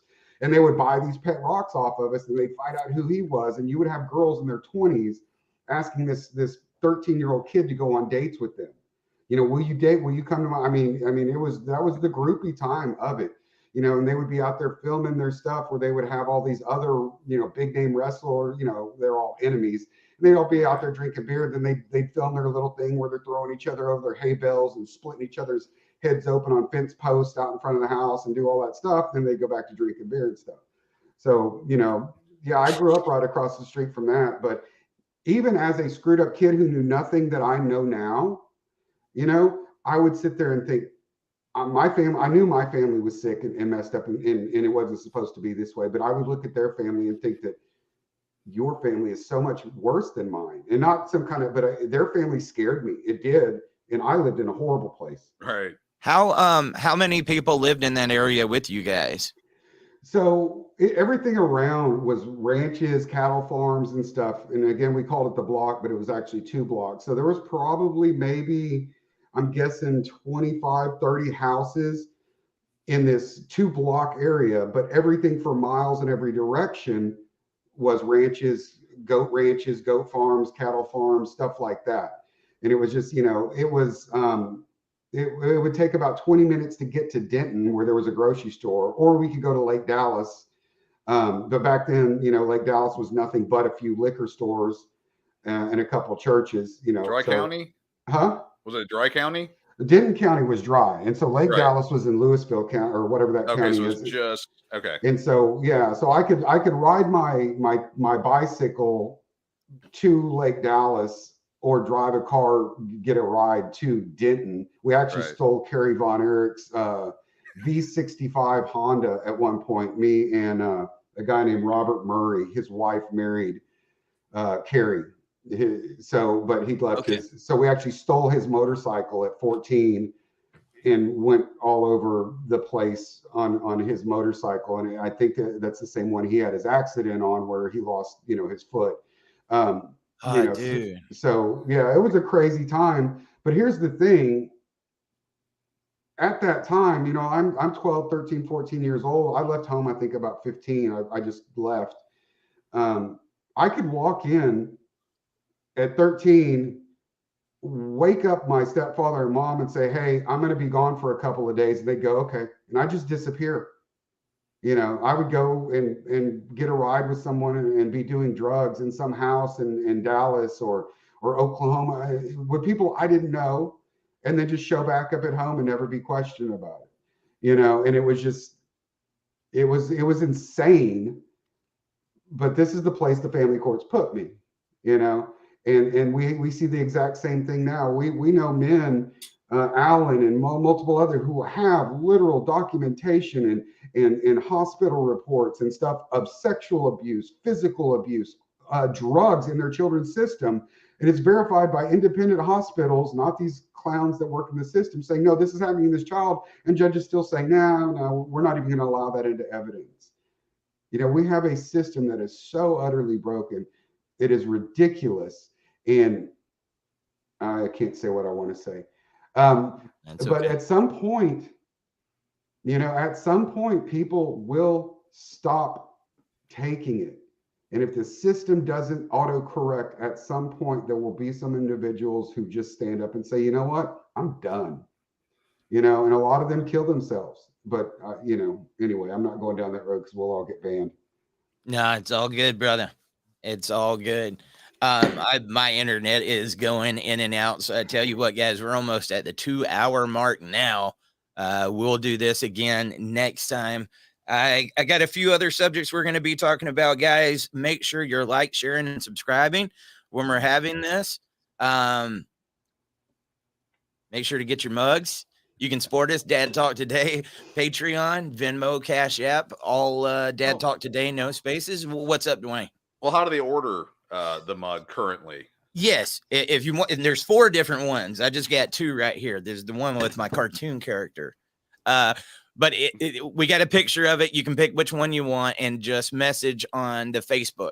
I got a secretary that runs the page, and she knows how to get the orders and stuff in. So if you guys would like those, just a little thing to help out with the show. It's also branding. If people ask, what's Dad Talk Today? Well, let me tell you a little something about it, because we need to let people know that this type of media is out there and covering these issues. And I want to say, thank you to Dr. Brooks too for sharing. You know what? And this is just a random idea, but if there's a dad, a mom, a grandparent, you know, who owns, I don't know, let's say a bar. I do go into bars. I've been in recovery for a long time. So if I'm around people drinking, it just doesn't bother me. I don't even think about it anymore. You know, but a bar or something, you know, where they have the TV in the background constantly going, playing something or whatever. And sometimes it's sports. You know, I mean, maybe there are somebody listening right now or knows somebody where they could literally just do a YouTube feed of playing Dad Talk in the background. Absolutely. Oh, yeah. In their business for a couple hours a day during, you know, if there's not a Cowboys game on or whatever, and they're just playing these episodes. Even if there is. Because I guarantee you there's going to be someone that sits down and watches this and goes, now I got it. Now I get it. Now I understand. And, you know, that might be a way, because every time I go speak, I meet county commissioners, people who should know that went through this and they've never heard any of this stuff before. And then they're like, oh my God, now I understand what happened to me. I know the county commissioner for Rockwall, Texas. He's been there for over 20 years, went through the same thing. Everybody knew who he was. They had to take his case out of Rockwall because he knew all the judges and all the DAs and all the other people, but he still got hit with the false allegations and everything else, and went not to the severity a lot of us do, but lost contact, lost all his rights, lost everything else. He was a weekend father paying money. And he said, I asked my attorney, everybody knows who I am. They know I haven't done this stuff. And he said, it doesn't matter. You will never get 50-50. He said, but everybody knows me. They know my family. They know all this stuff. And the attorney just told him flat out, it doesn't happen. You take what you can get and just go on, and you can try to build a relationship when they're 18. And so even people who were sort of in the system, a lot of them haven't heard it, but if you could find someone to kind of play, you know, say, I don't know, Saturdays or Dad Tech Today, you would have people going to those businesses, eventually going to watch these programs together and discuss it, you know, and I don't know what good it would do, but it might turn into something growing in an area. You've got a Dad Talk Today Amarillo group. You've got a Dad Talk Today whatever group, and they have their own little Facebook page, and they do their court watching together, and they tap, you know, a pro se resource and start, you know what I'm saying? Because a lot of people contact me. I got like 4 of them yesterday. What can I do in my area? And I said, piggyback off a group who exists. Don't reinvent the wheel. Ask them if you can use their branding or maybe be an affiliate or whatever, and then funnel it all into one general area. Because one of our problems, everybody wants their own group, their own fiefdom, their own little this, and then even within these groups, they start fighting. We've got people who were supposedly family court reform advocates who are working with legislators in Texas to introduce legislation that makes it worse because certain people, Texas Family Law Foundation and others possibly, have met with them and said, if you help us back these bills, which make family court worse, we will help you in your individual case get to see your child again. We have people who have platforms that are working against reform because they've been promised, we will help you in your case, but we really need to close these other things up for all these other idiots who are trying to attack the system. And they have bailed, and they're still using their platform for their personal gain and the potential that my case will be different, but I'll help screw everybody else. So, but anyway, long rant. Okay, Denny, but I wouldn't even take pizza from the Bresnans, and that's a big one for me. No, and one of the insane thing is I've been told, because they reach out to me, that they reached out over, I think it was last year, to multiple people in this space and say, send us your court documents, we'll help you. We know these judges, we can get your stuff cleaned up, we can help you get access. And then now those people have dropped out of the space and are meeting with them on a regular basis, helping advise them on what's happening. And so one, I think I'm not sure, but I think it's illegal for an attorney to chase someone, because they're attorneys, chase someone down and ask to see their court records to advise them, right? I think that's illegal. I think you have to contact the attorney can't contact you. But yeah, they basically told them, we will help you if you rat out, and then we want to parade you up there and say, look, here are some of the family court advocates with their own YouTube channels testifying against these bills they want to change stuff. So, you know, silver. Yeah, they're the pieces of silver. Yeah. So they're basically finding Judases. And the funny thing is, these Judases, if they go through with this, we'll find out that these presidents have no power to change anything. They're literally lying to them. I never thought those people were alienated in the first place. Our space is full of people who don't need to see their kids. I'm just being honest. There are people who don't need to see their kids. I've met a bunch of them and heard their stories and said, I wouldn't let your kid around you, you know, not in the way you want. So, you know, and that's one of the things. But yeah, you know, because people I'm like, yeah, get some affiliates. Don't reinvent the wheel. Get you a Tarrant County Americans for Parental Equality webpage, or you want to start blasting people, contact Disruptive Media and say, hey, I want to do Disruptive Media West Texas and really start going after these people out here. Or I want to do a dad talk, you know, wherever, Lubbock, you know, and have a group that we could get together and all watch it at someone's house and do like a potluck on Saturdays and learn to actually see each other face to face. That's crazy, but we could see each other face to face and start hanging out and supporting each other, and then going to court watching for each other. And then we could start writing, you know, on Saturday while we're watching the show, writing that letter to our legislator, because we all have kind of the same ones, and sending them in. And I don't know, no, that would be like organization. Well, Brooks, where are we going to see you face to face here soon? Well, if I'm not in jail, I joke that sometime in March I'll probably be in jail, and I'm not real sure I'm joking about that. But yeah, in the is it the 9th? 10th? 9th, I'm in Tarrant County. I am going to light up Tarrant County judges. I'm going to light up someone specifically Kenneth Newell and Kate Stone. I'm also going to use your research and throw Palos in there, and some, you know, because anybody, you know, I don't even really go after the Democrats. I go after the Republicans. You know, it's the same thing. If you tell me you're not a Christian and you espouse non-Christian values, the Bible actually tells me not to judge you, because we already know where you are. But if you claim that you're a Christian and espouse non-Christian values, I am to hold you accountable. I am to step up and say, that's not what we do. You know, do I endorse your sin either way? No. So when I go speak, I go after the people with R's next to their name, because I'm usually in a conservative place. I go to show that the R's in this industry are the exact same as the D's. And I use the word pedophile a lot, child abuser, because you cannot be a Christian conservative and be an abortionist. You cannot be a Christian conservative and be a pedophile. You cannot be a Christian conservative and be a family court judge if you are not giving 50-50 in every single case that is no fault. And we know that doesn't happen. because you are a child abuser. The definition of child abuse in the state of Texas is any person or entity who does anything to harm a child, mentally, physically, whatever, across all these different domains. And that is the literal definition of what happens in the family courts. Plus, you are working in an industry that is antithetical to what God said the family unit should be. So if you claim to be a conservative and you are a family court judge, I am going to fry you unless you can come in with documentation that every single one of your cases, you have never issued a restraining order without proof.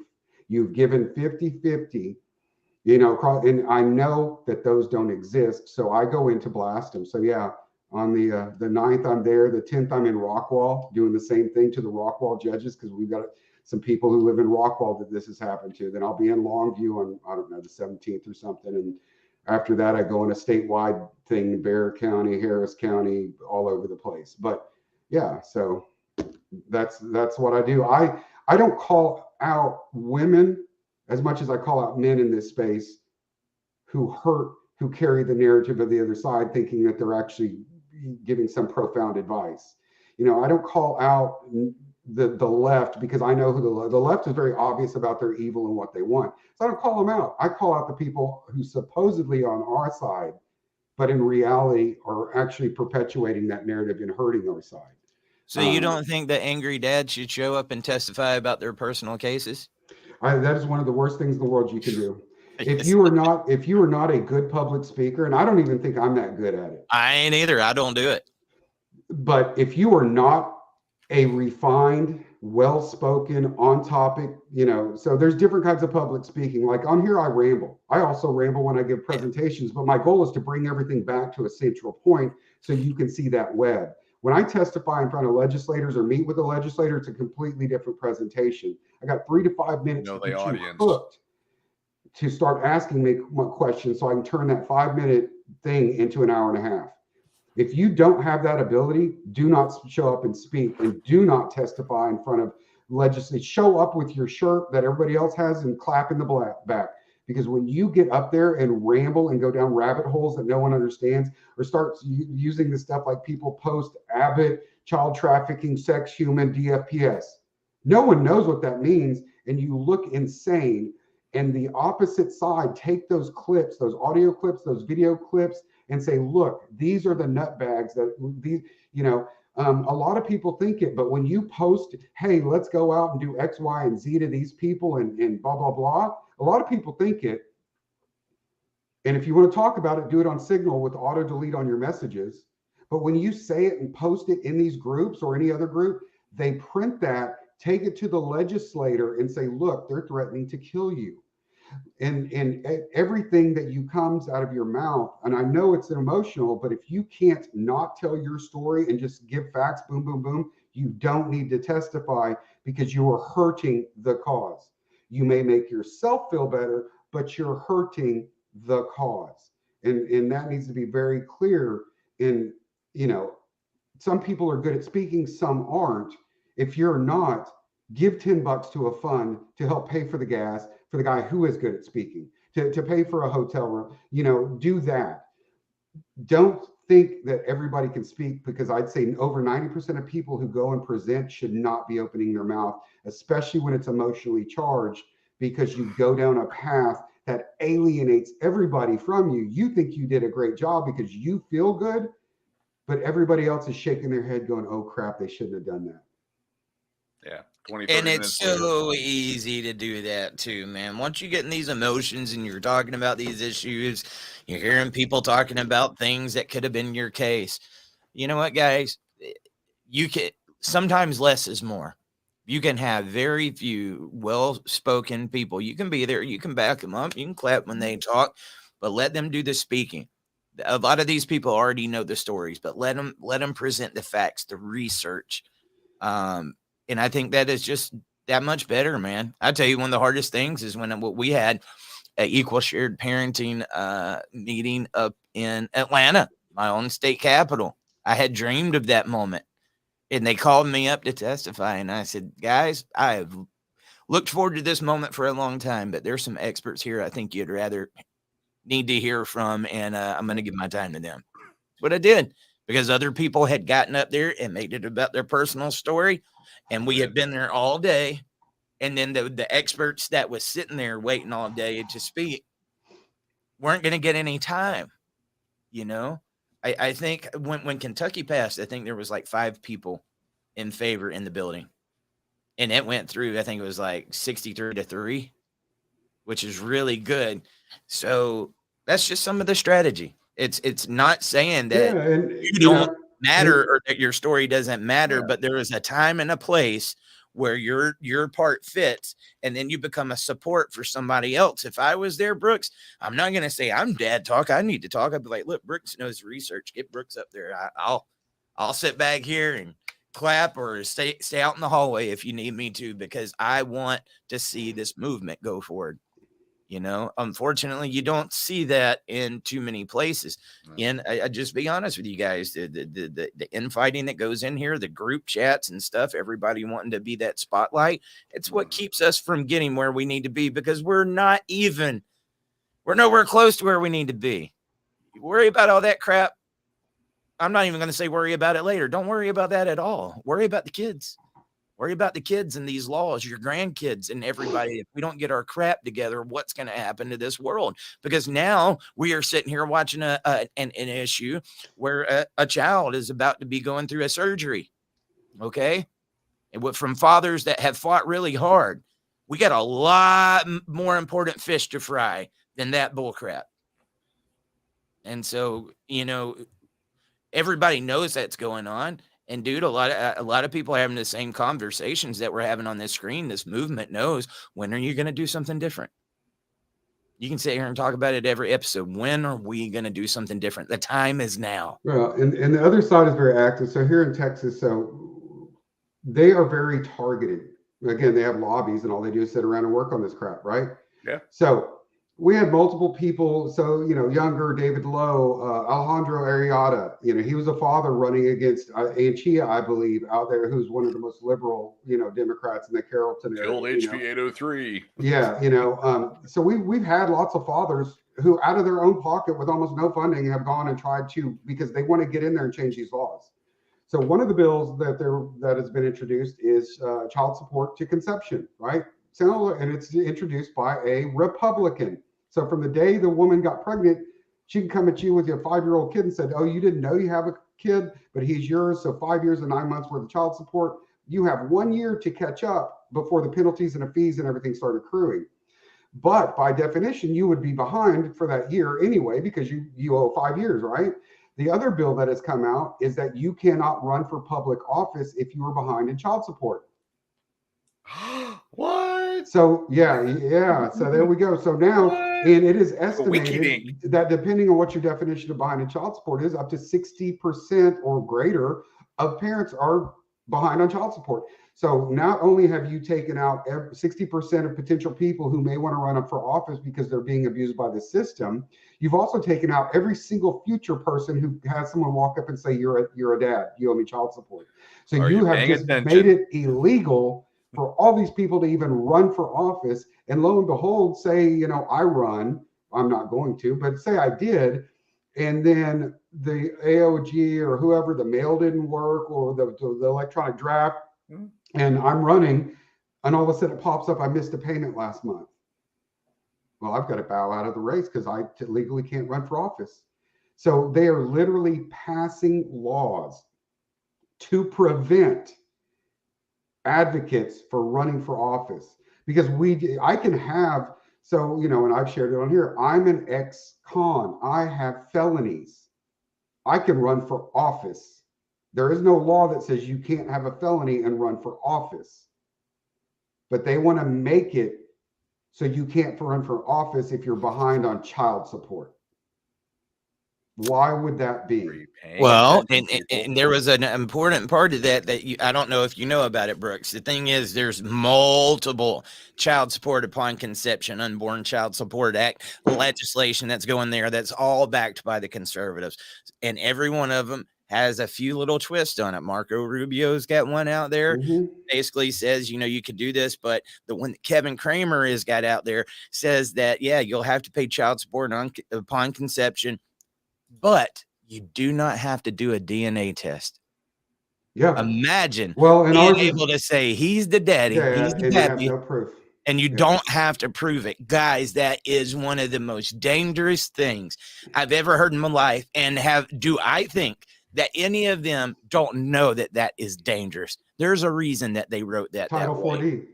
There is Yeah, a reason why they wrote imagine it that way. the exponential billing I get to do now for federal funds for all these people who are back on, because nobody's going to pay off $60,000, $70,000 of child support for a kid that's a few years old that they just found out about in a year. So you have the fines, the fees, everything else, the threat of all this repercussions. But now every time you're trying to enforce it constantly, so you're constantly pulling in that Title 4D money.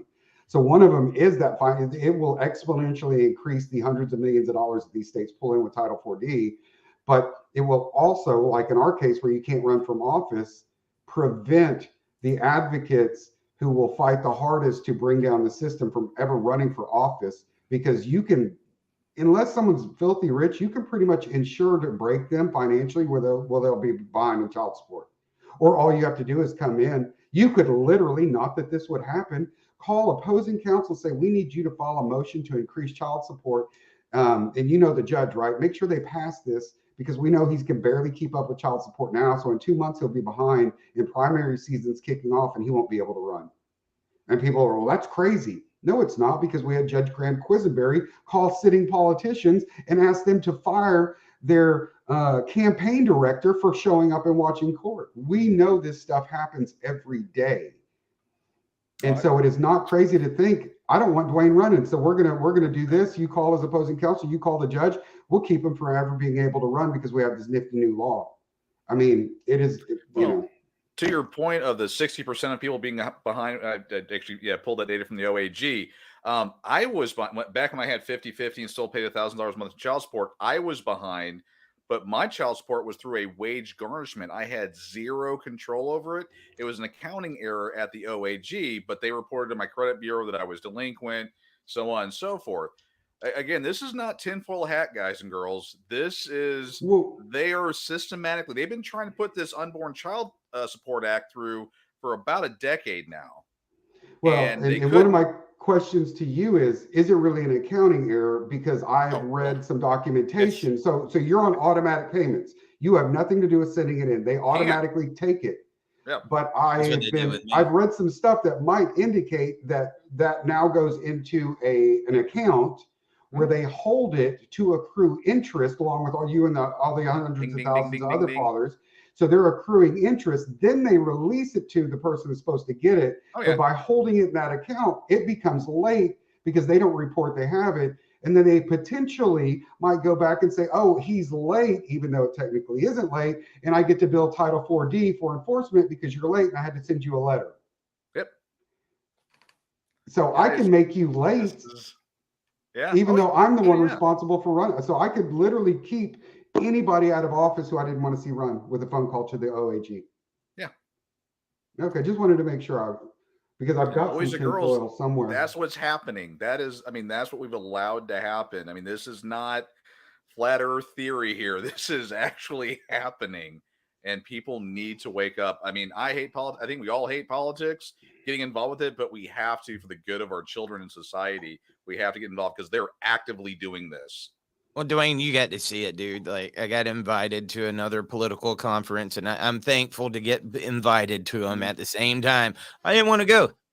It's just a few months ago, I did not want to go because I was like, I've done it enough to know that it's a bunch of virtue signaling and taking pictures and saying, hey, look what we're doing. But when I did go, I said, okay, the only thing I'm going to talk about while I'm here is the Unborn Child Support Act. I'm going to put him in the hot seat. And boy, did I. I was showing you some of those interviews on my phone the other day that people haven't even seen. And I haven't read that yet. I haven't read that yet. I was like, okay, that's fine. Well, let me tell you. I haven't read it, but I'm going to vote for it. Yeah. But let me tell you what it does. And then I tell him, I was like, okay, I would need to look it over before I comment. I was like, but no. If it does what I say it does, say I'm wrong. But if it did that, what's your thoughts? Oh, I'm sorry. I got to get to another interview. That's the kind of crap that I was putting up with, but put them in the hot seat and let them know, like, we know it's going out. At the same time, guys, when I very first started going to some of these, Dad Talk was only like the only parenting booth there on media. Now you go and it's just mom's stuff everywhere, like tons of funny buses, the whole 9 yards. And then you go up and mention dads, like dads. There's a lot of dads that don't need to have their kids. That's the kind of crap you put up with those narratives, dude. We can't allow that to happen. So if I go back, I'm going to bring it up again. I think I do got to go a little bit later on around March or something like that. I'll be going to another one. So not looking forward to that. But anyway, actually, and I'm just going to throw this out there because stuff hits my brain and I forget. And if I don't puke it up, because subconsciously you're now responsible because I said it, so I don't have to worry about it. I'm just being honest. I'm cognitively lazy. So here we go. Once you hear this, you're now, it's kind of like e-filing something into your court case. Everybody's magically all of a sudden is now responsible for it. Yeah.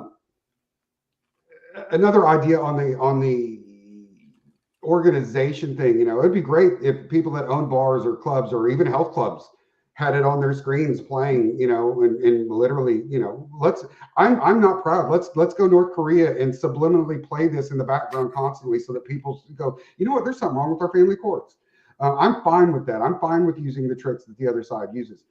But, on the funding and the organization, and I'm not telling anyone what to do. I'm just throwing it out there because it hit my brain. It might be that Dad Talk or Jeff Morgan or who, because we've got all these different outlets, right? And I'm not promoting anybody over the other because there's so many different groups, although I think some of them are crazy whack jobs anyway.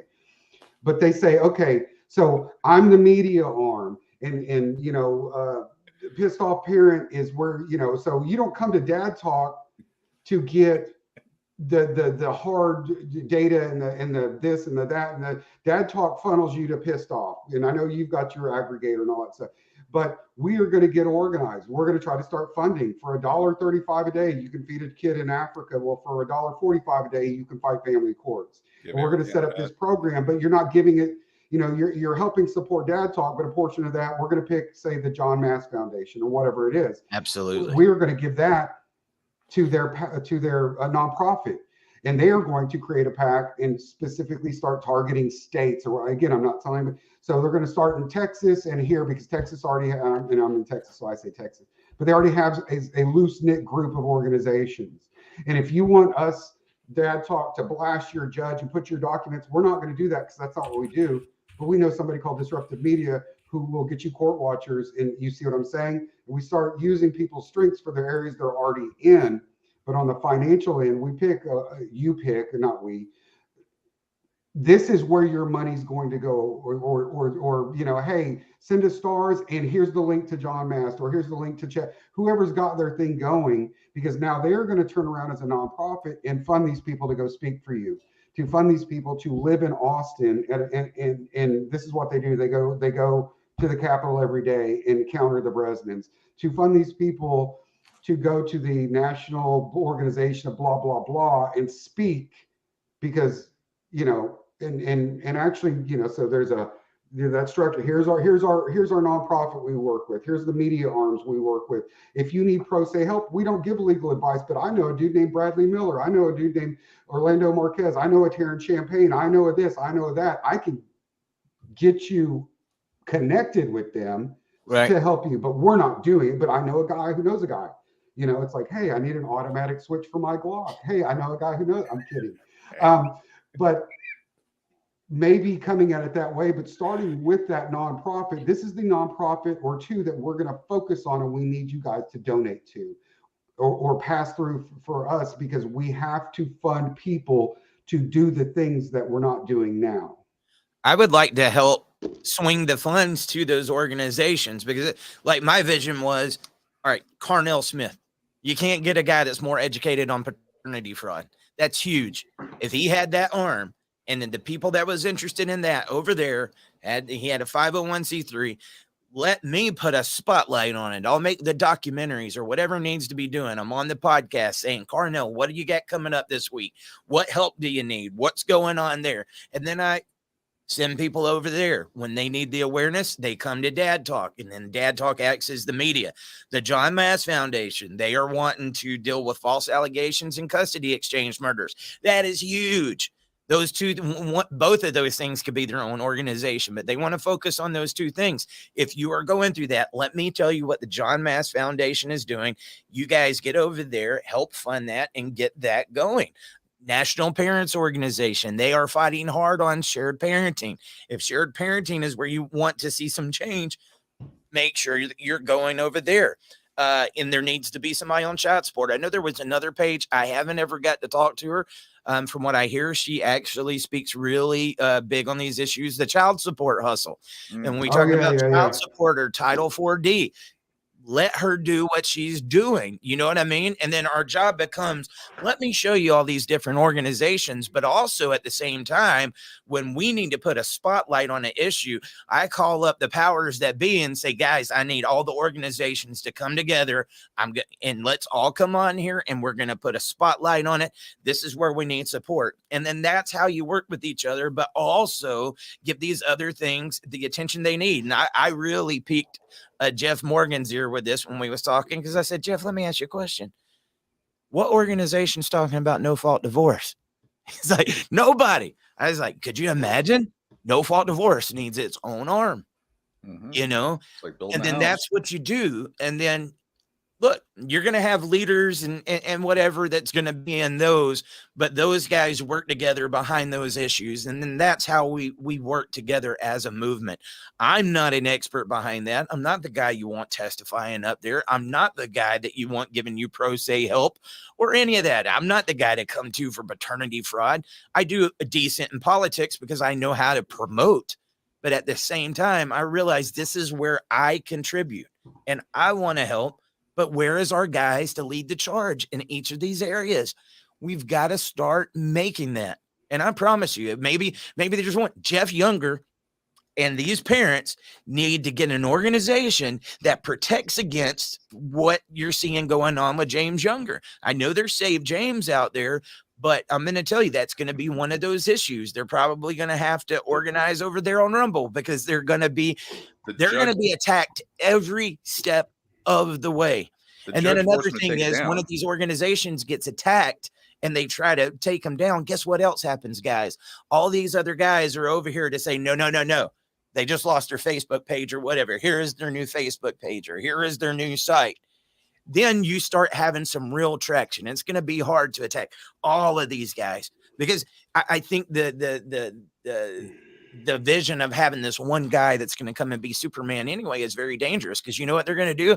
They're going to try to assassinate his character in any way they can. Let's get him out of here. But when you got this big collective group that's all sitting here working together and networking, I think it would be a beautiful, beautiful thing. No, and one of the things is using their model, their lobby model. So the Bresnans, again, right? They lobby for the Texas Family Law Foundation, which is anti-family court reform across the board and try to make it worse.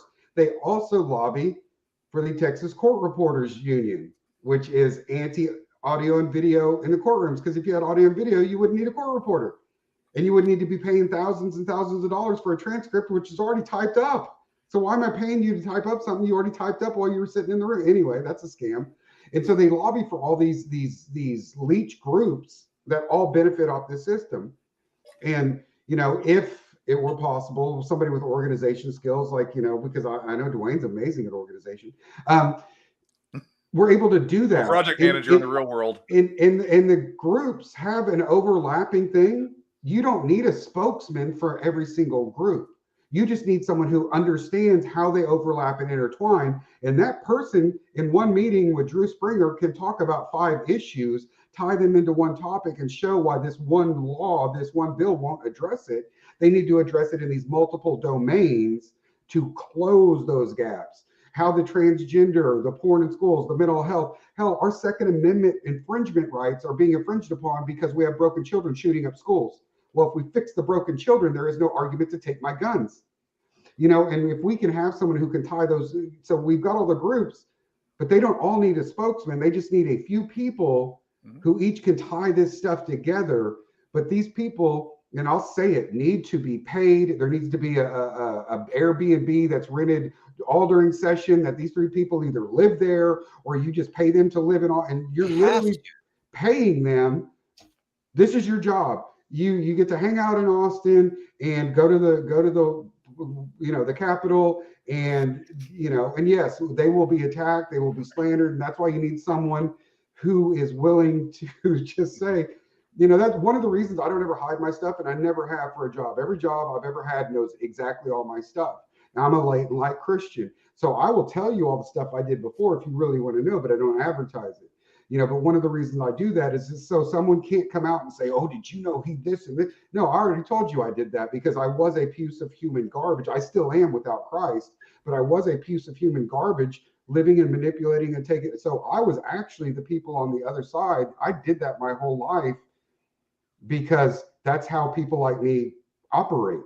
Well, Absolutely. but so I don't try to hide it, but you get some people like some Brazzles and some Garzas down there who are pretty well dressed and well spoken and know their topics.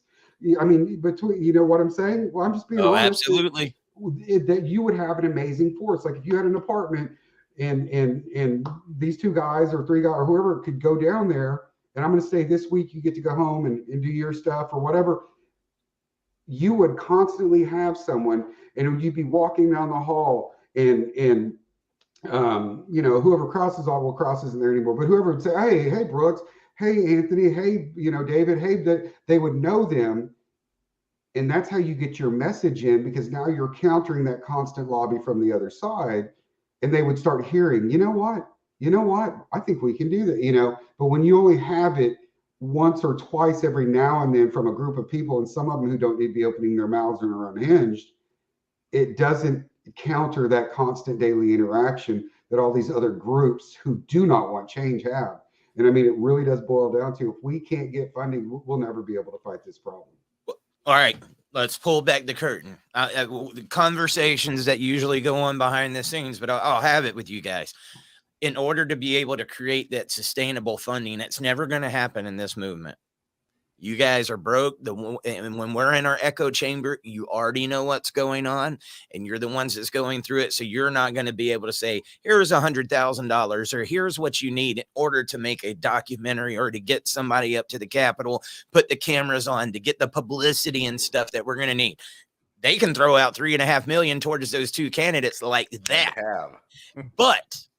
But if one good time we could raise up a sizable amount, the strategy that I would like to use with Dad Talk is to make media, not so much for you guys, but media that gets to the outside, the people that normally would not see what's going on, put it in a way that makes them put eyeballs on it, get them invested, and say, I want to help.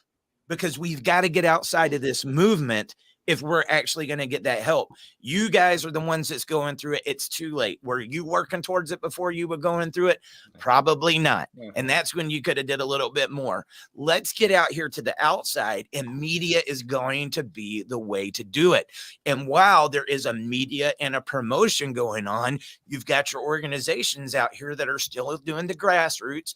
They're building up their research. They're building up everything we need in order to get it there. And then this guy can come in, create media, not for the movement, but for people to understand. Because there is a thing, man, there's only so much of these conversations and stuff that we are talking about right now. Like, let's say I'm somebody from the outside. I've never heard of family law. I don't know what's going on. They hear us talking what we're doing right now. They don't give a crap about it. You understand? Yeah. But you, the ones that's wanting change, you're wanting sustainable change. You're like, how do we do it? You'll sit here and listen to it because you want to know how to move it forward. But we need you to know it at the same time. They're not going to tune into it. Well, they're the ones we need. We need everybody. Don't get me wrong, but they're the ones we need listening to this message so that they can get behind it with the funding. The other thing is, we need that media to help fight back at the narrative, because there is a lot of organizations, 501c3s, and people that would donate towards this issue, but because it's politically incorrect to touch anything with family court or fathers, they have to protect what's going on. You know, I hear Brooks talking about the swing voters. Women are the swing voters. They have to cater to them. When I was in the music business, Okay. And I've talked about this before. When I was in the music business and booking bands for the venues, it wasn't about the band that I could get, how good the band was. It was about how many butts can you put in the seats so we can make money and we can sell alcohol. What did they tell us to do in order to be able to do that? Ladies free night. Whatever we could, make the promotion for the ladies, because if the ladies come, the guys are going to follow, and then the business does good. So we were told to cater to that. That had politicians, it's the same thing. So if you can fight against that narrative and we can show, hey, we got an army of people back here that are fighting behind this. We've got organization and we've got media, and we're signing up new people because they're afraid it could happen to their kids or their grandkids, or that it could happen to them in the future. That's when you start making change, and they can't deny you anymore. It is a multi-pronged approach.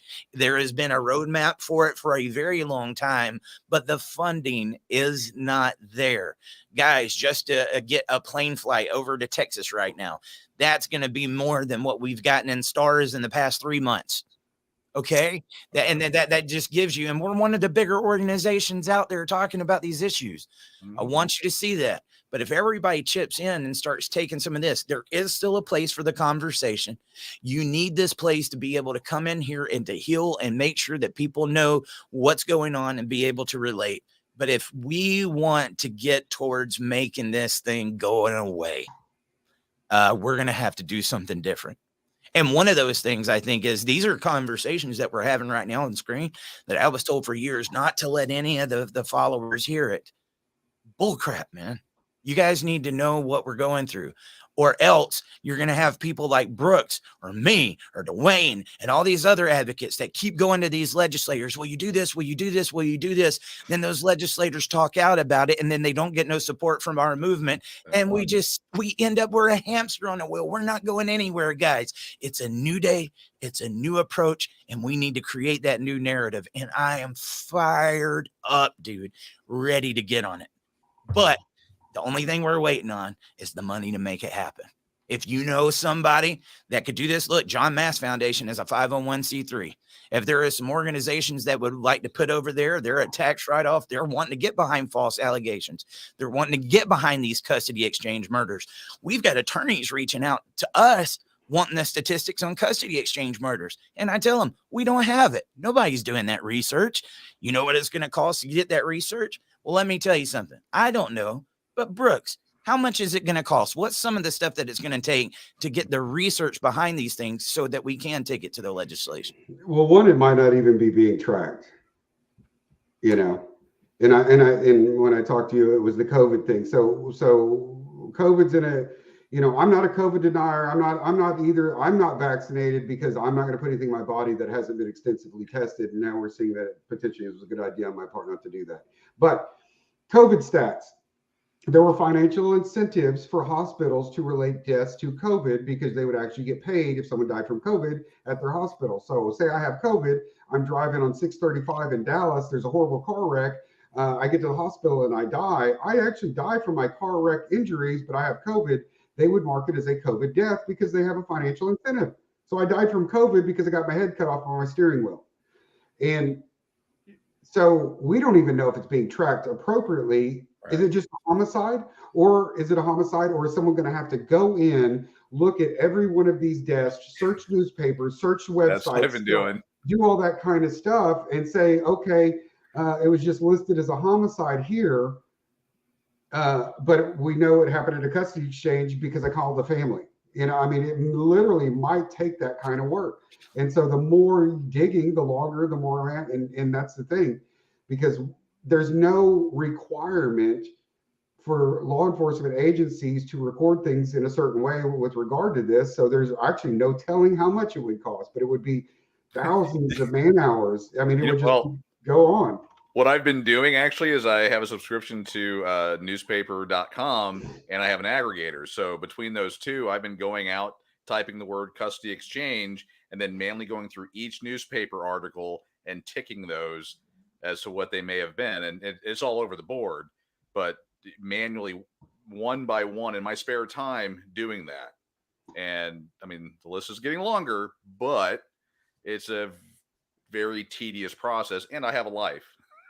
Well, and the other thing is, you would literally need to go to the police records because Sometimes, people yeah. people die every day, and they don't. You know, I mean, think of a place like Baltimore where they got you know, some of these other cities where they literally have hundreds and hundreds and hundreds of murders every year.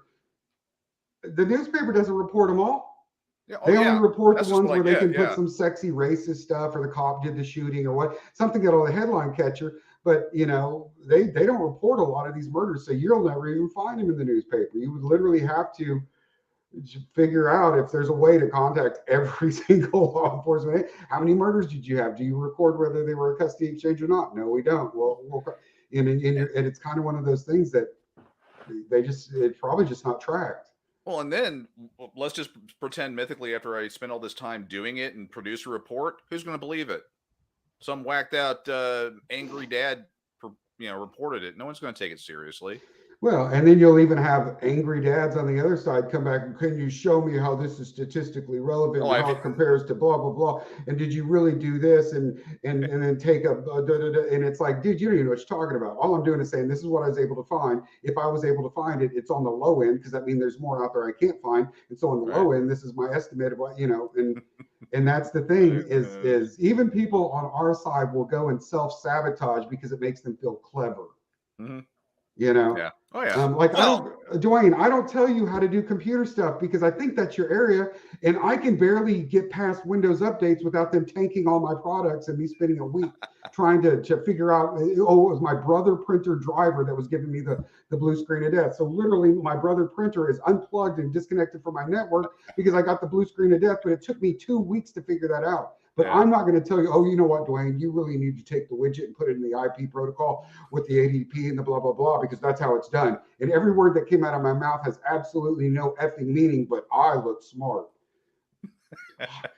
Anyway, sorry. I'm going. Well, it's hard to get the support behind some of these things unless you let the people know what's going on. At the same time, you start saying, this is what I want to do. And that person, I got to do it before Dad Talk does it. And then they completely screw it up. Right. I have seen that happen so many times. We got to get to it before they do. We got to get to it before they do. I've seen organizations, guys, I am not kidding you, fussing over who posted a meme first. We're going. This is some of the active advocacy work that I have seen. Like when I first got here, like we got to call a meeting. Everybody needs to get here. Why did this organization post that meme before we did? I kid you not, dude. It was one of the first things I saw when I started doing this. And I was like, are you kidding me? That's what's on your agenda tonight. Who posted the meme before you did? Dude, we got a long way to go, guys. A long way to go. And it's going to take so many different people coming to the table. I mean, I don't think there's anybody here on this screen right now, even though we said we was going to leave an hour ago and we're still on here because that's the passion that's going. None of us want to be doing this. No. None of us. If I never dude, I was very close to walking away. If I never had to say the word family law again, or it couldn't be soon enough. I got so much other stuff I'd rather do with my life. But at the end of the day, the thing that means the most to me, being a dad. Yeah. And when that got threatened, that's what made me step up, because that's what we are. We are the protectors. We're the providers. And then you try to rip that away. That's when dads start pushing back. Right. Mm-hmm. So, dude, if there was somebody that could come along, there was a Superman that said, I got this and I could take it, I'd be like, brother, let's go. Yeah, or even somebody who could come along and say, you know what, I made a fortune doing this thing, and I want to fund you, but that's not my skill set. People will ask me all the time, why don't you just start a nonprofit? Well, one, because there's 1,000 nonprofits out there, right? But I don't have that skill set. I don't know how to go ask people for money. I don't like taking money sometimes when I have to, and people offer it to me. I just don't. That's not a place I operate in. And it's not sustainable, though, Brooks, because here's the thing. You're talking about going to the Capitol. You're talking about speaking at these events, and you're going to do it on your own dime, but it's also taking all your time. And then at the end of the month, when you owe bills, you're setting yourself on fire to keep other people warm. I know what that was like. Yeah. Dude, this time last year, I had $100 left in my banking account. People sitting there, oh, he's making money. He's making money. I'm like, dude, I don't even know how I'm going to pay my freaking bills. And yet I'm still up to my neck in emails that I haven't answered and things that I'm trying to do. And it runs advocates away. These organizations, people come in here so inspired and wanting to help. And let me tell you something, if we don't clean that up, if we did go and make media for people that's not in this movement, that's not in this echo chamber, and we tell them to come over here and they see some of the bull crap that these guys are going through, they are going to turn and go right back out that door as quick as they came in. And I've seen it happen. I've seen advocates, dude, that had no skin in the game, but they wanted to see us move forward and got in here. And then people started putting them in the group chats and everything. And they was like, screw you guys. I don't want nothing to do with this. I believe in the issues, but you guys can go on somewhere. We can't let that happen no more, man. That's why Dad Talk, that's why we're so behind, is because I don't have so many people, but it's also why we've gotten so much done, is because I've tried to keep that at a very, very bare minimum. Yeah. Right. And so it's got its drama llamas. advantages. It's got its disadvantages. Yeah, dude, I can't stand drama. Dude, most of us have enough drama with the baby mamas and the baby daddies. If you're a mom that's going through this, you got enough drama going on already. This is your place to come to let loose and say, let's relate. How can we get involved? Right. And then you get the people that come in here that are so gung-ho and ready to go. And they say, what do you want me to do? And I don't want to be that guy telling you what you need to do. There's somewhere in your heart right now, if you listen to it and you get involved, it's going to tell you. I'm going to tell you, we need some fundraisers right now. We need some researchers. We need some of these organizations that we were just talking about. If there's not one there, get behind it. If you want shared parenting, make sure that you're supporting the National Parents Organization. Reach out to them. How can I help you? If you want to get behind false allegations and custody exchange murders, reach out to the John Mass Foundation. How can I help you? There's ways to get involved. And you don't want, I think so many people just want to talk about the issue altogether. Dude, there are so many different places that this system is messed up. No one person is going to be able to do it. I'm telling you, we've got to get more dialed in and focused. And we always end up somewhere on the show when we do this, going back to this conversation where we're at right now. And then we'll get off and be like, dang it, dude, I didn't want to do that. But I want it to change, man. Because, everything we're saying right now is 100% gospel, man. It really is. And I think that the people, it's one thing to be this guy on the screen saying, we need help. We need to do this. We need to lead this charge. And then at the same time, not telling you what the challenges are. I got very depressed, Brooks. I'm going to say it again. You talk about those two guys running for office and $3.5 million. Here you go. Go run against them. And these guys are people that busted their tails, man. And the establishment gave that much money without even blinking an eye. I want you to understand that $3.5 million that the establishment gave to run against our people, it was nothing to them. Nothing. We're never going to be able to match these guys dollar for dollar. So we're going to have to either match them in organization or research or something. And it's not going to be research based off of who posted the meme first. That's not going to get us there. It's not, man. Yeah. All right, man. We said we was going to get off of here a second ago, but you guys got anything you want to add to that? Because I don't want to feel like I'm cutting you off, but I'm probably about to close her down. No, we come back to it fairly often, but it's it's on your heart. You see how am I going to lose weight? Well, stop, feed yourself, get some exercise. You see the solution. We're all very passionate about this, and the folks out there are very passionate about it. And we're trying to figure out how to make this work. And, you're pointing out obstacles to seeing that done, getting that extra cookie at the dinner table or going back for seconds and you're wondering why you're losing weight. You need to point out, hey, don't get that extra cookie. Don't go that gets the second plate, and getting, just telling the people you've made that shift to go, I'm not going to do the, polish, whatever. I'm going to get real with everybody. And this is part of it. Telling the group that, hey, in order to make this thing happen, these are the things that have to happen to get there.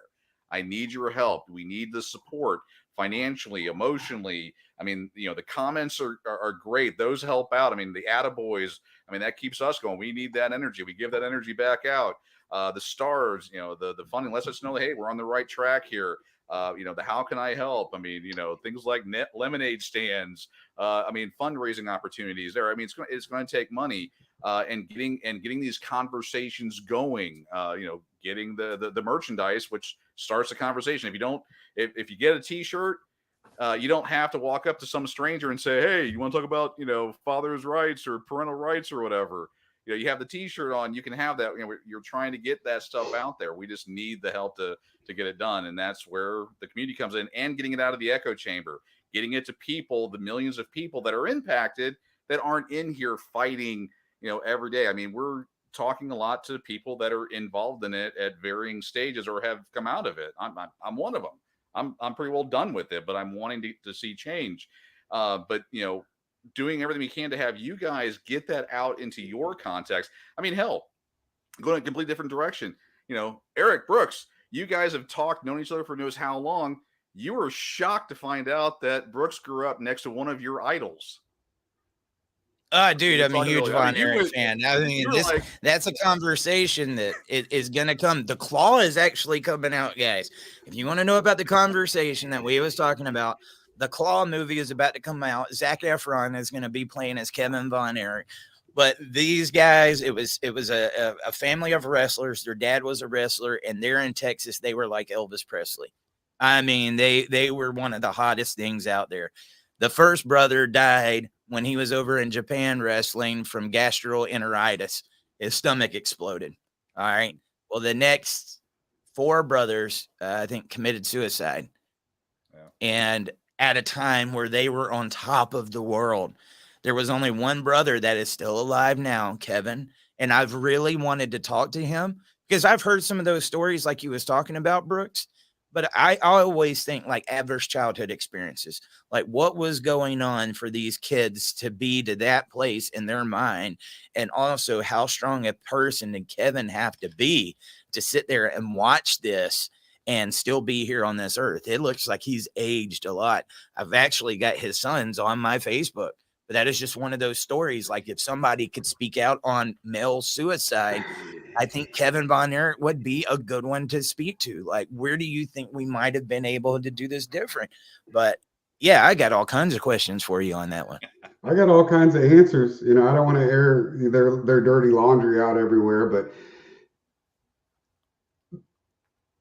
at the time, I already mentioned, at the time, as a very screwed up kid, I mean, I had all kinds of issues as a child, and I still have some of them. I just have to try, even then, living in the place I lived in, I looked in the place, and they're rich, right? They're rich. They have ranches and cars and all this toy, everything, right? Everything that you think, until their financial advisor just screwed them over later in life. But they have all this, and I would look at that family as a very messed up kid and go, oh my God, your family is so screwed up.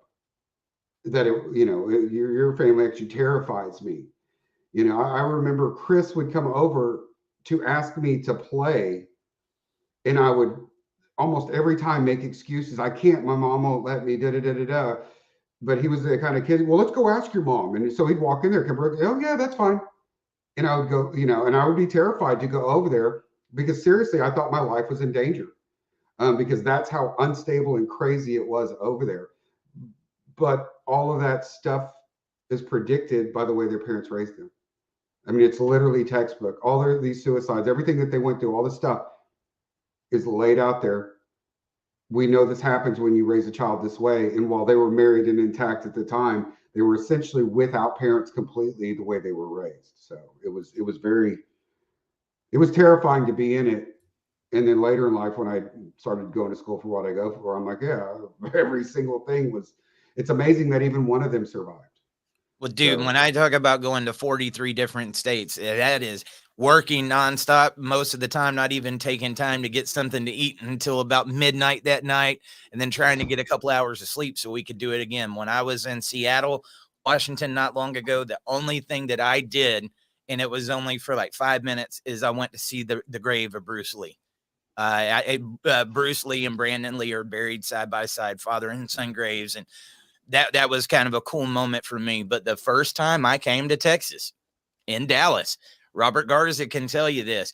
I worked that whole week, and right before I had to get back on an airplane, I said, "You mind if I use your car for a second?" I was like, "I want to go see something." He's like, "I'll take you where you want to go." As they want to go to the graveyard. I was like, "What?" I went to go see the Von Erichs. I actually did, dude. And I got a video of us showing you how to get to their graves on YouTube because I had been watching that story for so long. It was one of those, like, I wanted to know the adverse childhood experiences that had caused that because I was a huge fan of theirs. And it seems like these people that just have it all, like Robin Williams, dude. Robin Williams had all the money in the world. He had all the fame. He had that smile on his face. What made him think that suicide was his only option? You know? And I would say the Von Erichs the same way. From what I hear, they were rock stars in that area. They had money. What caused it to where these guys, especially the one that blows my mind more than anybody, is Kerry Von Erich. Guys, look up Kerry Von Erich. He was built like a brick house, even like Arnold Schwarzenegger, if not bigger. Mm-hmm. And the guy wrestled for years with a fake foot. And nobody ever knew it because he had a motorcycle wreck that cut off his foot. But he was so big in that area, they did everything they could to cover it up. But here is this guy that looks like a god, man. And suicide. Yeah. You never know what's going on in people's minds up here. You never know. And I think a lot of what's going on up here does come from our childhood. So, yeah, I got a lot of questions about that. And I know you're not trying to put down anybody on screen, Brooks, but you definitely piqued my curiosity with that one. And I've been waiting for that movie to come out. Kevin's sons are friends with me on Facebook. And, you know, that's just sad, man. And they had another boy that a lot of people don't know about. When he was 6 years old, he got electrocuted and died at the house. So all those brothers died. The Von Erichs, I believe, I might be wrong. I know they had one that got electrocuted. And I want to say, and I think I could be incorrect, that they actually had another child who died very early in life. That was well, one of the Von Erich kids had a kid that died, if I'm not wrong, because I saw that grave when I was there, and I never knew that until I saw the grave. But their older brother, I want to say his name was Jackie. He was named after Fritz, Jack Atkinson. Mm-hmm. Yeah, he died from electrical shock, and then it went to David and everything. But just a sad story, man. I'm not shocked that they're making a movie off of that, by no means. I know people have talked about doing it for years, but I am probably boring a lot of people about my Von Erich. I have one last thing. Yes. Dad Talk Today crowd. Here's your homework. I mean, Texas should be a no-brainer, but there's a lot of wrestling fans out there. Go out and start a conversation and go, wow, did you know that, you know, Eric's a fan, Brooks grew up with the guy. Get that conversation going and say, you ought to check that episode out. There's a great segue. It doesn't have to be family court. It starts the conversation. If I'm being transparent, this one really hurt me because I know Kevin's done everything he can to keep going on, and he doesn't want people to hear those stories of his family. I've seen it. He said, my family did have tragedy, but he said, I love my childhood and everything. And he's done everything he can to not talk about some of the things that we heard today. But I don't know if Kevin's ever going to see this. I would say, dude, you have a chance to turn that pain into purpose. And I honestly think that would be a good conversation. You got a fan here. I'm not doing this to get ratings. I didn't even know Brooks grew up on Fritz Lane. But that is a story that I've chased after for a long time because I think there is a lot. It had to take a strong person to, like I said, to continue on after that. And then the mom. Yeah, that had to be a strong mom to sit there like Doris, watching every one of her kids. This happened. I saw this one interview where Fritz, I don't know if you knew about this, Brooks, was suffering from brain cancer. And Kevin talks about going in, I think it was his house or his motorhome or something like that one day. And Fritz pointed a gun at him and said, why don't you just kill yourself like your brothers did? You know, why don't you got the guts to do this? So he was like, Dad, I don't want to, but he knew it was the brain cancer that was talking. But dude, talk about a dark story.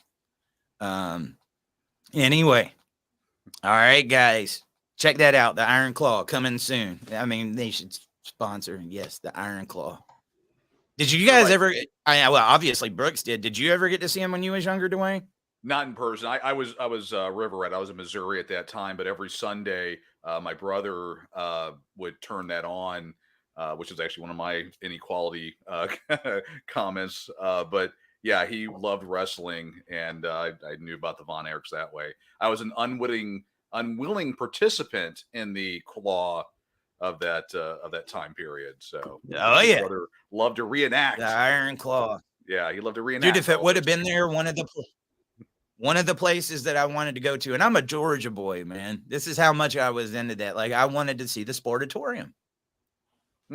And from what I hear, they tore that down. And I think that would have been a really good historic landmark there in Dallas, because I think like Elvis and the Beatles and everybody played there, man. But I think because of the asbestos and like the homeless and stuff that got in there, they leveled it down. And as a matter of fact, when I was at that last political conference there in Dallas, I had to stay in an Airbnb. They had one really cheap in downtown Dallas. That was my first time seeing the homeless problem there in Dallas, Texas. And it was pretty bad. People laying all over the streets. But there was a street beside us, and I said, that's where the Sportatorium was. And I was wanting to go. So even though, yeah. Anyway, that is the end of the show today, guys. We will be back at 10 o'clock a.m. Eastern tomorrow. I've got several different subjects. We will let you know what it's going to be. I hope you have a great day. We might come back later on tonight at 8. We'll see how everybody's feeling. We might take a break. I don't know what's going on, but I appreciate you gentlemen so much. And, we don't have a roadmap to do this thing. All I can say is we're giving every bit of our heart, and you're hearing the truth from these guys that are on the screen, because we want you to have the information you need to get in here and do this. I think a lot of people have the same mindset when they get in here and they're wanting to fight towards it. We're going to need to do the march. We just need to do this. We just need to do this. And they don't know how many people thought that same thing and walked it for miles and miles and miles and said, yeah, we can't do that anymore. Right. But for the people that are coming in, why aren't you doing that? We did do that. Let us give this knowledge to you so that you can meet us here, and let's start doing it together, right? We can save you a lot of that guesswork, because there's so many approaches that have been taken towards these issues. They do such a good job at making sure that it doesn't hit the mainstream, that it doesn't get anything. All those millions of dollars, those lobbyists, it's crazy, guys. But all right, I guess that's it. You gentlemen have a good day. I will see you tomorrow. No one's going to call Brooks, me. if you go to Buc-ee's today, make sure to bring me one of them brisket sandwiches. The nearest Buc-ee's from my house is about 3 hours away. Oh, I'm closer than you are. I got one on the way to Dallas outside of Rockwall if I take 30 into Dallas. I think that's the closest one. I live way out here in the middle of nowhere. 10 minutes away. Yeah. All right, Two of them. Buc-ee's, another good sponsor for the show. Just saying. Play us on your TVs. You could have Dad talk outside on every gas pump. That would give us 1 million viewers right now. Actually, you may find that some dads would stand there for the next 45 minutes watching the thing. So, Beaver nuts. I think so. Mm-hmm. All right, guys. We'll see you next time. Hey, everybody. Eric Carroll here. Thank you for tuning in to another exciting episode of Dad Talk Today. While we fight for you, we would ask for you to please help fight for us. Like, subscribe to our channel, and ring that bell so you get notifications every time we go live. There's also Super Chats, patreon.com/Dad Talk Today, and other ways you can support our channel. Thank you for being here, and we will see you next time.